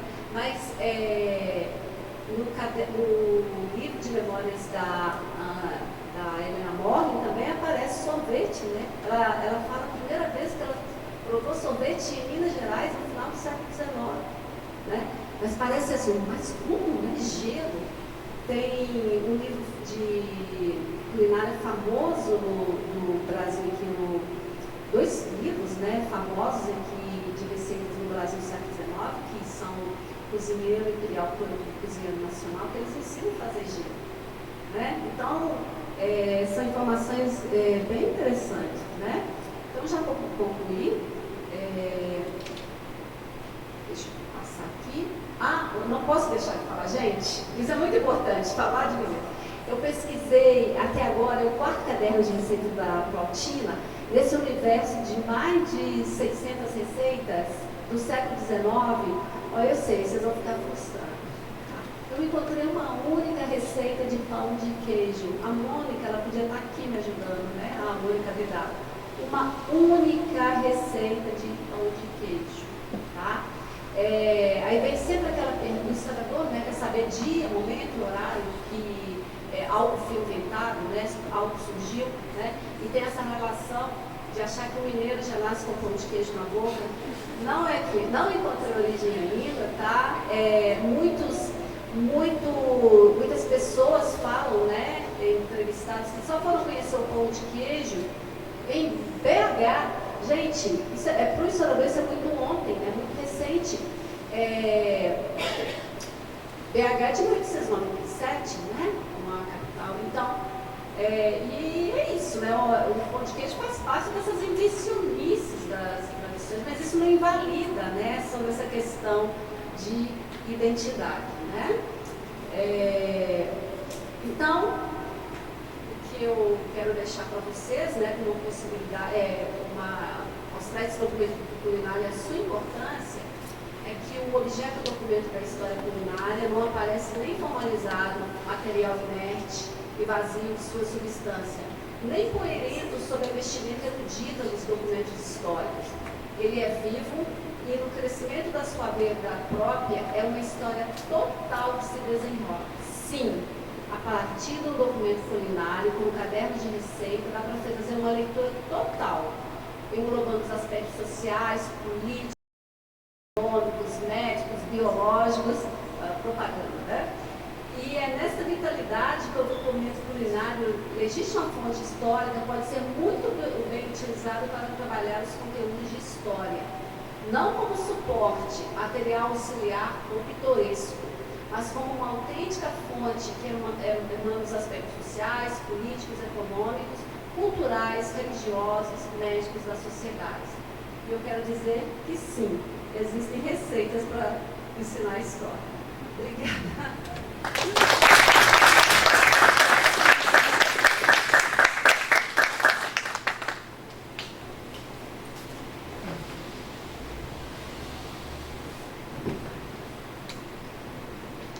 Professora Sônia, muito obrigada. Cristiano, obrigada. Estava aqui conversando com o Gilberto, o nosso cafezinho devia ter sido transferido para cá para depois da palestra.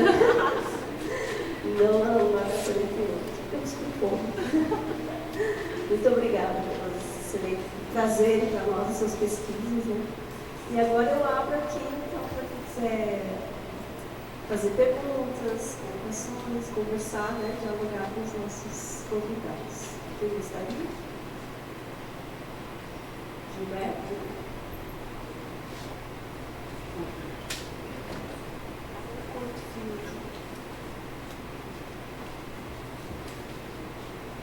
Obrigado, parabéns pelas exposições.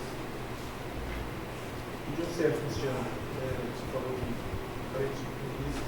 aparentemente são temas distantes, mas que convergem muito bem.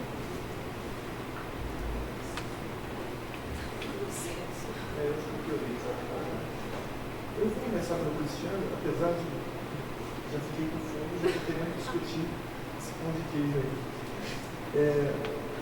Você chegou a mencionar, eu tinha anotado uma pergunta e você foi respondendo algumas questões ao longo da sua fala, mas eu quero retomar.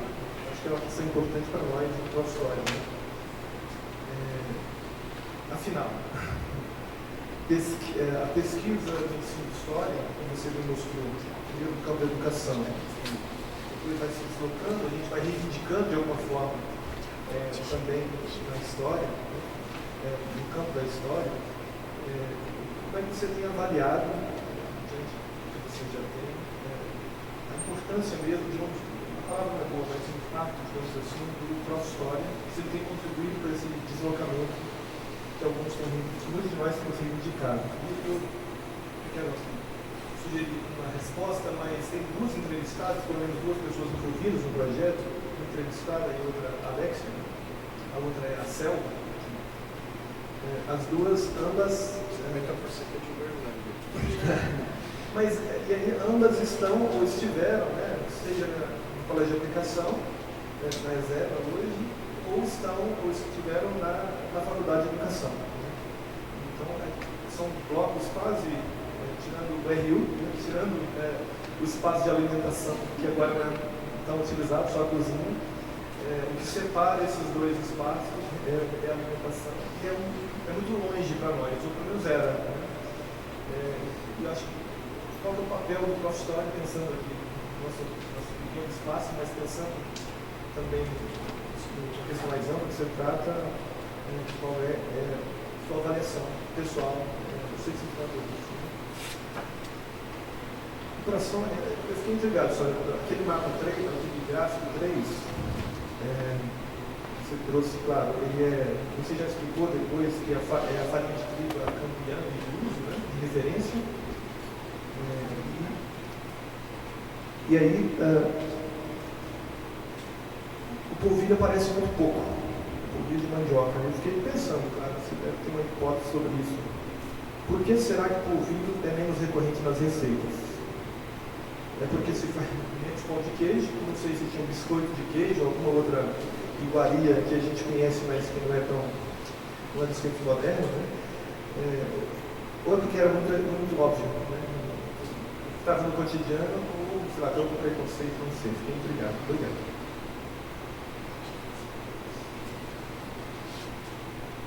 Alguém tem pergunta? convidar, né? Fazer o quê?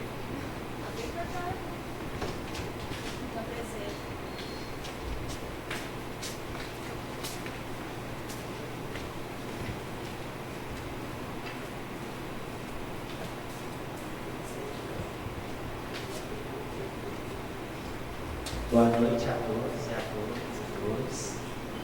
Meu nome é Gemerson, eu sou aluno do Prof. História, ano 2022. Estamos aqui, eu e o Rogério, apresentando a turma, né? E a maioria de nós trabalha com 2 turnos, então para o terceiro turno não é fácil, não é difícil. Estamos aqui. É um prazer, né, estar participando dessa mesa, principalmente ouvindo coisas tão interessantes sobre o programa. E gostaria de parabenizar, então, o trabalho de vocês, né, por essa oportunidade. Uma questão que me veio à mente é uma coisa que está me inquietando muito, não só eu, mas a maioria da minha turma, sobre o trabalho do Cristiano, é sobre a questão como que ele lidou com o conceito de ética. Porque, inclusive, no meu trabalho, eu estou tentando ainda assimilar a possibilidade de fazer entrevistas estruturadas. Só que, pelas conversas que nós tivemos nas aulas, foi meio assustador a solicitação desse pedido pela questão, principalmente do curto tempo que o mestrado tem para desenvolver a pesquisa. Que agora que nós estamos conseguindo finalizar o projeto de pesquisa, dar corpo a ideia do nosso produto, da nossa pesquisa, e aí, por exemplo, praticamente todo mundo já perdeu o prazo esse ano. E aí, para dar entrada no ano que vem, isso culminaria em uma situação bem difícil para lidar, porque seria muito curto tempo. Eu queria saber como é que você solicitou, se você teve que, por exemplo, apresentar uma proposta para a CEP e no seu projeto foi diferente, porque isso a gente também discutiu, que nem sempre o que está no projeto é o que o CEP vai querer, porque eles têm todos os trâmites, né, os formatos de planilhas, formulários, que às vezes não se adequam muito, principalmente nos projetos de ciências humanas. Então, eu gostaria que você relatasse para a gente como é que foi o seu trabalho. E o trabalho da professora Sônia. Eu gostaria de saber se você enxerga na atualidade com as crianças, porque eu trabalho com anos iniciais, e a gente utiliza muito receitas para trabalhar o gênero principal receita, né? Mas não para fazer uma correlação com a história das receitas, dos pratos típicos, isso é muito pouco explorado. Eu gostaria de saber como que você enxerga a possibilidade de trabalho, principalmente na era digital, né? Porque se nós adultos já criamos esse hábito de pesquisar no Google, as crianças, então, têm muito mais. Então, por exemplo, trazer um caderno de receita ou pedir para elas construírem um caderno, como que seria a possibilidade desse trabalho, como que o professor poderia explorar esse movimento, principalmente nos anos iniciais. Eu gostaria que vocês pudessem estar dando as respostas. Obrigado pela oportunidade.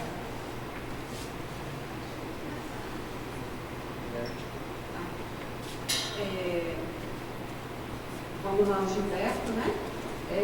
Então, Gilberto, o caso da farinha de trigo, né, o historiador da alimentação, no caso, eu pesquiso, isso é muito importante, né, que mudou tudo, que realmente está ligado ao acesso ao mercado, o mercado já está ficando vulgarizado, né, tipo assim, já vira algo corriqueiro. O Fernando Olga fala muito disso, né? Aquilo que é caro, depois vulgariza. Vulgariza quando, principalmente a população mais pobre, né? Ela tem vira vulgar. Aí já não é algo mais cobiçado, da moda. Por isso que vai mudando, sim. Né? Por exemplo, estrogonofe, era da década de 60, né? Acho demais o estrogonofe. Hoje, quando a gente faz estrogonofe, não tem criatividade nenhuma, vai e faz o estrogonofe. Mas é interessante. Eu acho que está muito relacionado nisso que você falou mesmo, que o povo vira tão óbvio, né? Pode você, porque uma das grandes dificuldades do trabalho de historiador da alimentação é que a alimentação, cultura material, algo corriqueiro, cotidiano não é institucionalizado. Né? Então a gente tem um problema muito sério com fonte. Então quando esse tipo de fonte, ele é muito precioso, né? Muito caro, assim como os livros de contas, né? Que eu trabalhei no seminário de Nossa Senhora da Boa Morte de Mariana. Agora, o que dá para perceber, né, desde a pesquisa na alimentação do século XVIII, o que está relacionado com a alimentação mineira é o milho.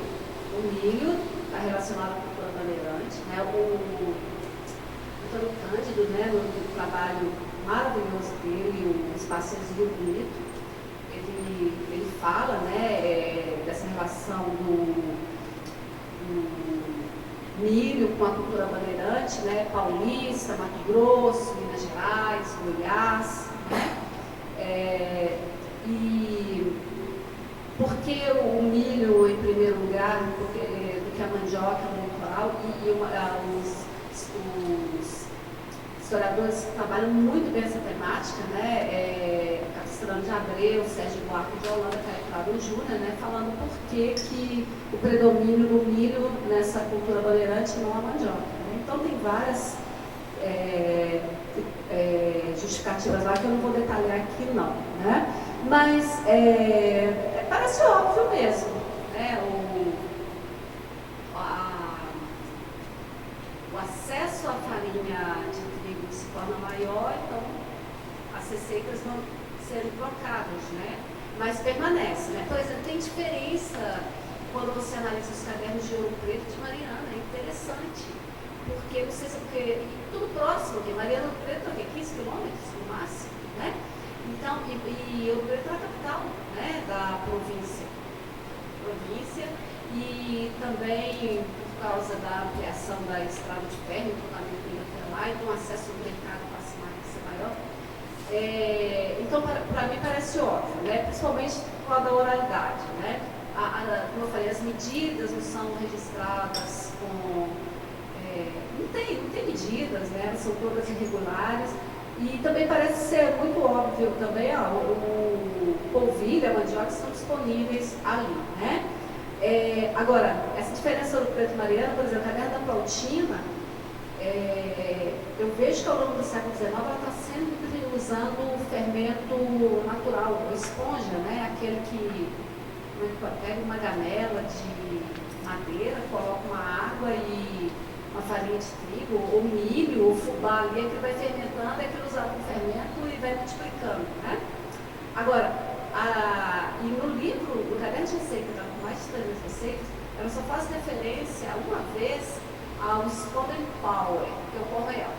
Depois, pó real. Gente, isso é muito importante, historiador, saber que esse produto caro, né, veio dos Estados Unidos entrando, já está ali no mercado mineiro, e ele não está, já vi cadernos de receitas de Campinas, São Paulo, não está ainda, mas já está lá, em Ouro Preto e Mariana, em Ouro Preto de forma mais intensa. Mas, sinceramente, a sua pergunta parece óbvio mesmo, o polvilho, né? Agora, seu nome? Gemerson. O Gemerson é professor mesmo, né? Ele está assim, olha, você falou muito legal aí, estou querendo ver se funciona a sala de aula. Trocando. Eu também sou professora, então estou né? Você falou muito legal sobre esse trabalho textual, que é o mais usado, né? Como eu falei, a alimentação, as receitas, elas parecem também, eu já vi, trabalhando na química, o professor trabalha com a cozinha laboratória, aquela ideia, né? A literatura, e tem outras disciplinas. Então, a alimentação também, como eu coloquei, entra nos temas transversais contemporâneos da BNCC, nos PCNs, temas transversais, ética, saúde, meio ambiente, né? Já aparece também. Mas, como que eu faço, né, professor? Hoje, como eu iniciei a minha fala falando, é tudo na internet, né? Dá para pegar pela internet. Agora, eu tenho pensado muito nisso, James.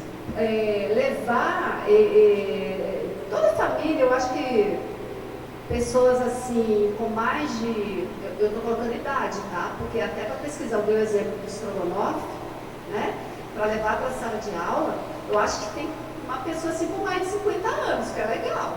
Ela deve ter suas anotações, né? A tia, um tio, uma avó, e dá para trabalhar.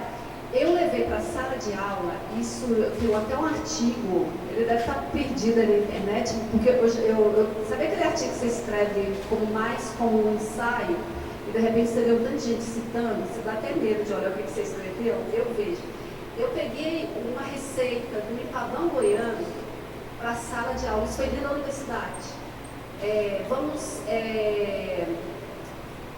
palavra eu não gosto dessa música, ia falar desconstruir, não, mas vamos entender esse empadão goiano, porque o empadão goiano é considerado um ícone da identidade goiana, mas ele está igual pão de queijo aqui, tá? É igual pão de queijo. Então, eu levei essa receita de empadão para trabalhar em sala de aula. A primeira coisa que eu fiz foi uma pesquisa na sala de aula para saber se todo mundo já tinha provado o empadão. Gente, eu fiquei surpresa, porque a maioria dos alunos da graduação nunca tinha comido empadão. Nunca tinha comido. Então, começamos e aquela ideia, né, que tem que inventar uma identidade, tem que criar algo que leve a relacionar o mineiro com o pão de queijo e o empadão goiano com goiano, né? Vocês já comeram empadão goiano? Já. Tá? A gente abre, o primeiro do empadão é lindo, né? Ele é lindo, tá? Comecei assim, o empadão é uma caixinha de surpresa. Esteticamente, ele é muito bonito, tá? Em todas as sociedades, né, é o caso de Minas Gerais, isso desde a década de 70, com o livro da Maristela Libânio Cristo, o Fogão de Lenha, a cozinha está relacionada à identidade de qualquer sociedade. E é a cozinha de abundância. A cozinha tem que ser abundante. Tanto em Minas Gerais como em Goiás, a identidade alimentar ela está voltada por grandes períodos de fome. Vocês estudaram história, né? Então está relacionado ao passado de fome, né? Por exemplo, um dos grandes problemas aqui das sociedades interioranas, na América Portuguesa, e no caso de Goiás, adentrou o século XIX, era a carência de sal. Minas Gerais passou por isso. Nós temos um exemplo aqui, eu sou das Minas, sou de Mariana, ali do centro. Nosso melhor exemplo é o angu sem sal. Não sei se vocês comem que é angu sem sal. Também comem, né? O que é angu? É angu e água, né? Na casa, eu adoro ir para casa do meu pai, eu estou louca para chegar agora fora mesmo, que eu vou para Catas Altas, né? Que fica perto de Mariana, então lá tem angu todos os dias. Evoca memórias, né? Boas. Então, Goiás também é o mesmo passar de fome. Vivenciou. Então, os alunos, isso em 2008, tinham experimentado. O que tem dentro do empadão, além do selinho? Você tira a capinha dele, lá tem o quê? Tem linguiça, tem frango, tem azeitonas, tem... O que mais? Gente, tem ovo. Eu falo que ela tem a dispensa de um mês dentro do empadão. Um mês. Aí você começa a relacionar. Primeiro você começa com a farinha de trigo. O que eu falei aqui? Se era um problema sério aqui para Minas Gerais, imagina para Goiás.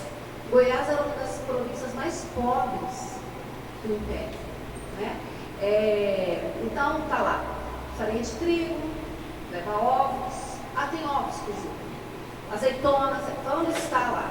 O que era? Alguns tinham acesso ao mercado, mas aquilo não condizia com origem, que é o que os estados fazem isso, né? Criar uma identidade, o mineiro com pão de queijo, tá? Gente, quantos ovos leva uma receita de pão de queijo? Uma quantidade imensa, né? Vamos botar esses alunos para pensar, gente, olha, vamos lá para o século XVIII, mineiro nasceu com pão de queijo na boca, primeiro não tinha mineiro, né? O pessoal vem de fora, né? Estavam lá. Agora, no caso de Goiás, né, trabalhando, depois que você abre esse padrão e coloca todos os ingredientes, você começa a falar, olha, azeitona importada, farinha de trigo vem de fora. Você está acompanhando, James? Então, desconstruir, eu não gosto dessa palavra, mas isso, a receita. Agora, no caso de Goiás, um prato que tem, como historiador da alimentação, que tem total relação com a identidade, é o arroz com pequi. O arroz com pequi é um alimento de fome, relacionado à fome, né? Ao longo do século XIX, principalmente na segunda metade, Goiás, a produção de arroz, né, não era um arroz de muito boa qualidade. Eu lembro quando eu era criança, eu ouvi falar no arroz goiano, que era um arroz inferior. A província de Goiás passou a ter uma produção muito grande de arroz, certo? Chegava-se a medir a pobreza de uma pessoa se ela não tivesse capacidade para ter pelo menos arroz para comer cotidianamente. Então, o arroz era algo muito vulgar, né? Então, a minha hipótese é que esse prato, surgiu um prato, arroz com pequi, está relacionado a período de fome. A população goiana ela recorria aos matos, aos cerrados, constantemente para buscar frutos e caça. Então, a incorporação do pequi ou arroz, que surgiu o prato, foi para o quê? Para dar mais sabor, pensou essa papa de arroz que não tinha sal. Tá? Você está entendendo o que a gente pode levar? Isso é aula de história, né? Você está trabalhando a sociedade, no contexto, né? Pegando os aspectos econômicos, sociais, incorporando também, chamando a atenção até aqueles personagens que estão ocultados da história ainda, são as pessoas mais pobres, os doentes, né? Então, James, aqui sou eu para te ensinar, mas eu estou assim, mostrando possibilidades, né, que eu poderia ficar falando um tempão, porque quem é apaixonado pelo tema, né, eu acho que, né, eu tenho que passar a palavra para o meu colega que está ali, ansioso para falar. Eu acho que tem que usar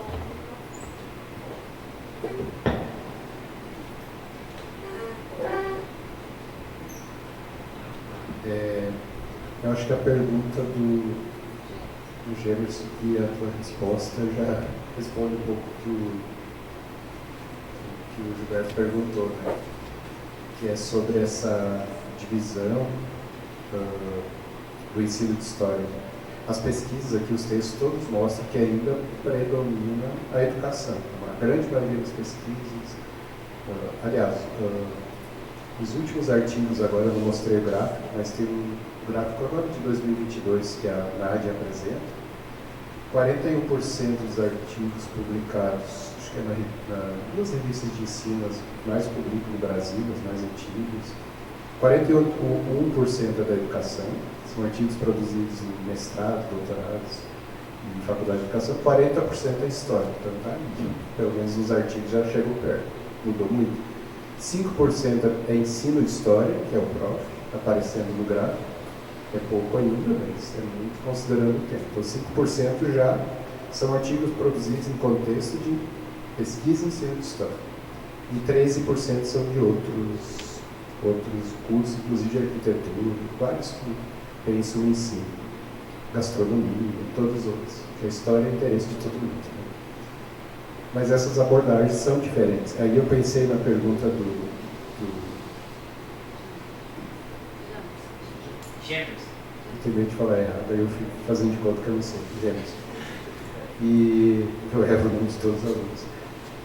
E a tua pergunta, quando falou para a Sônia, né, eu já vi o uso do caderno de receitas para outras funções, para trabalhar o gênero textual e tal.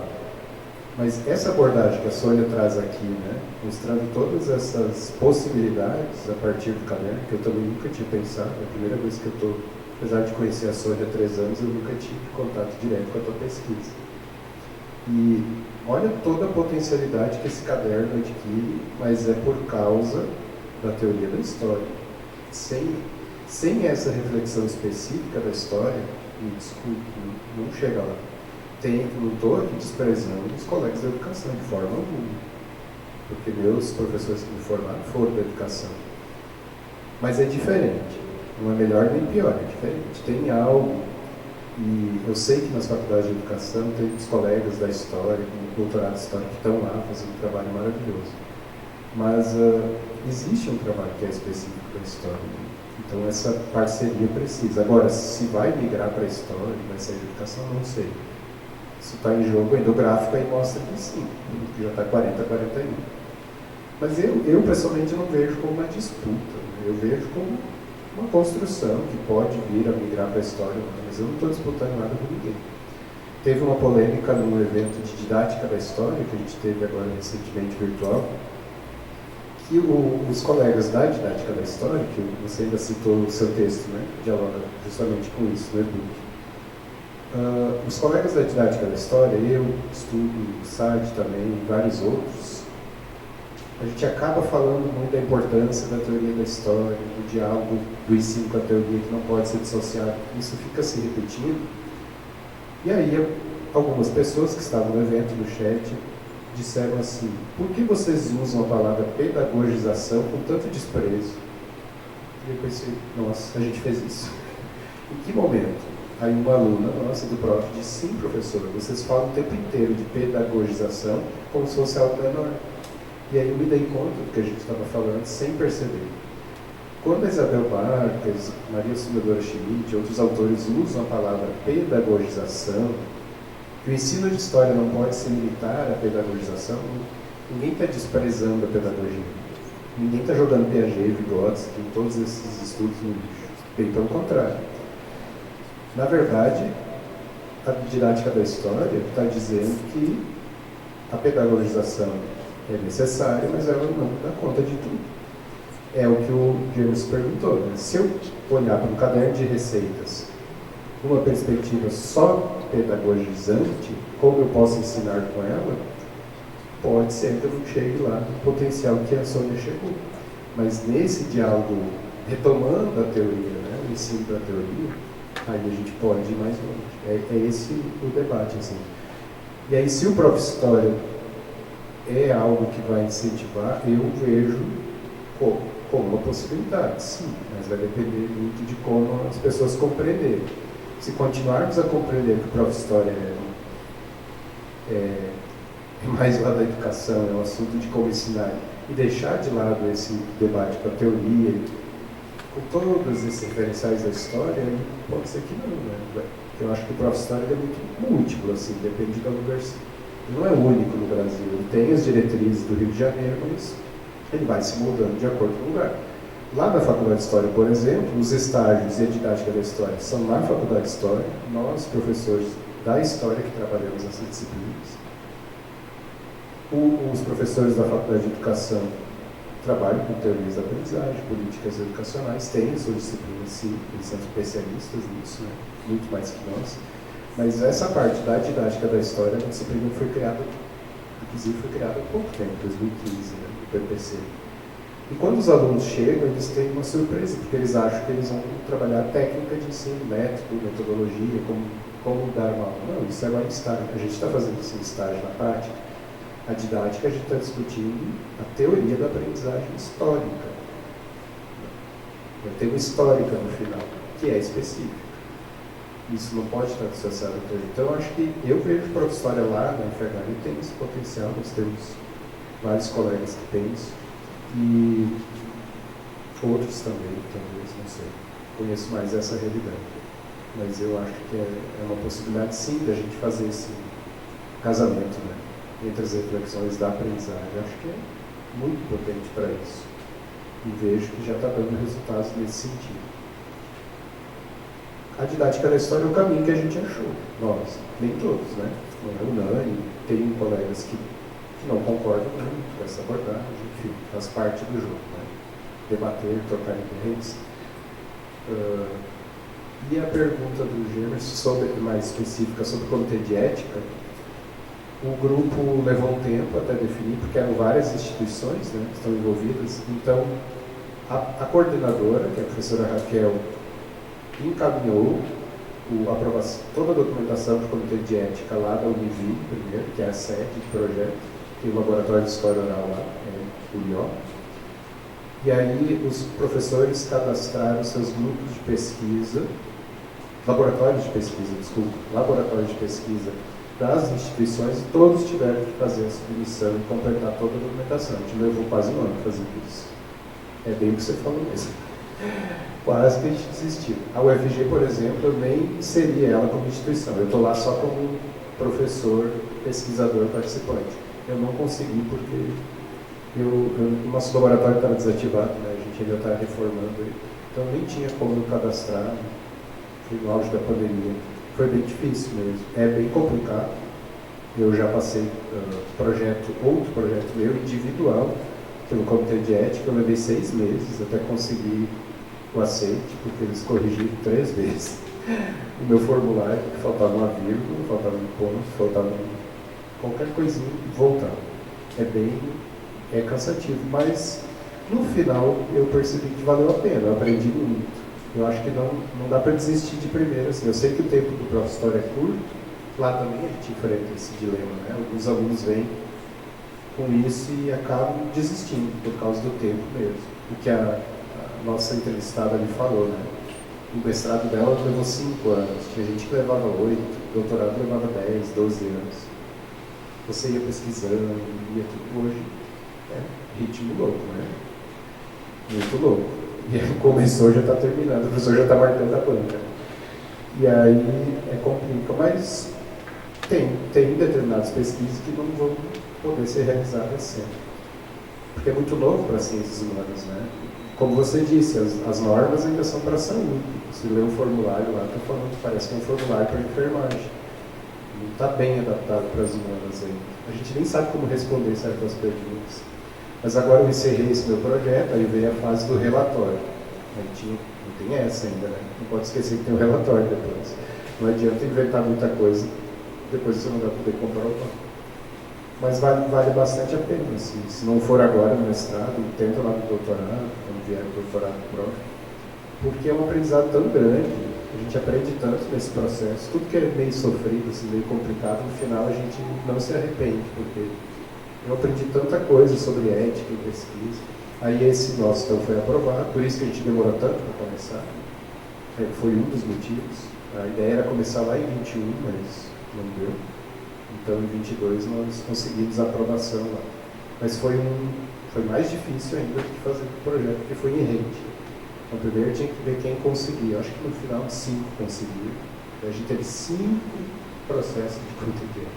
E cada laboratório tinha que ser aprovado, senão a pesquisa não saiu. Mas é necessário, né, também. Eu sei que é difícil, mas que bom que tem. Imagina a gente sair pesquisando aí, sem aprovação, com tanto doido solto por aí. Daqui a pouco aparece um bolsominion entrevistando. É bom passar no comitê de ética, ele não passa, né? Ele já é barrado. Né? Fascista não passa no comitê de ética. Teve um projeto que chegou lá no UFG, que o professor citou que a fonte de pesquisa, não é UEG, seria a Bíblia. Ele usaria, era um projeto fascista, assim, né? Então o comitê de ética aprovou. É bom que tenha, porque se passar, né? Nós temos que ter alguns limites nas ciências, senão a gente está perdido. É isso, então, acho que eu respondi.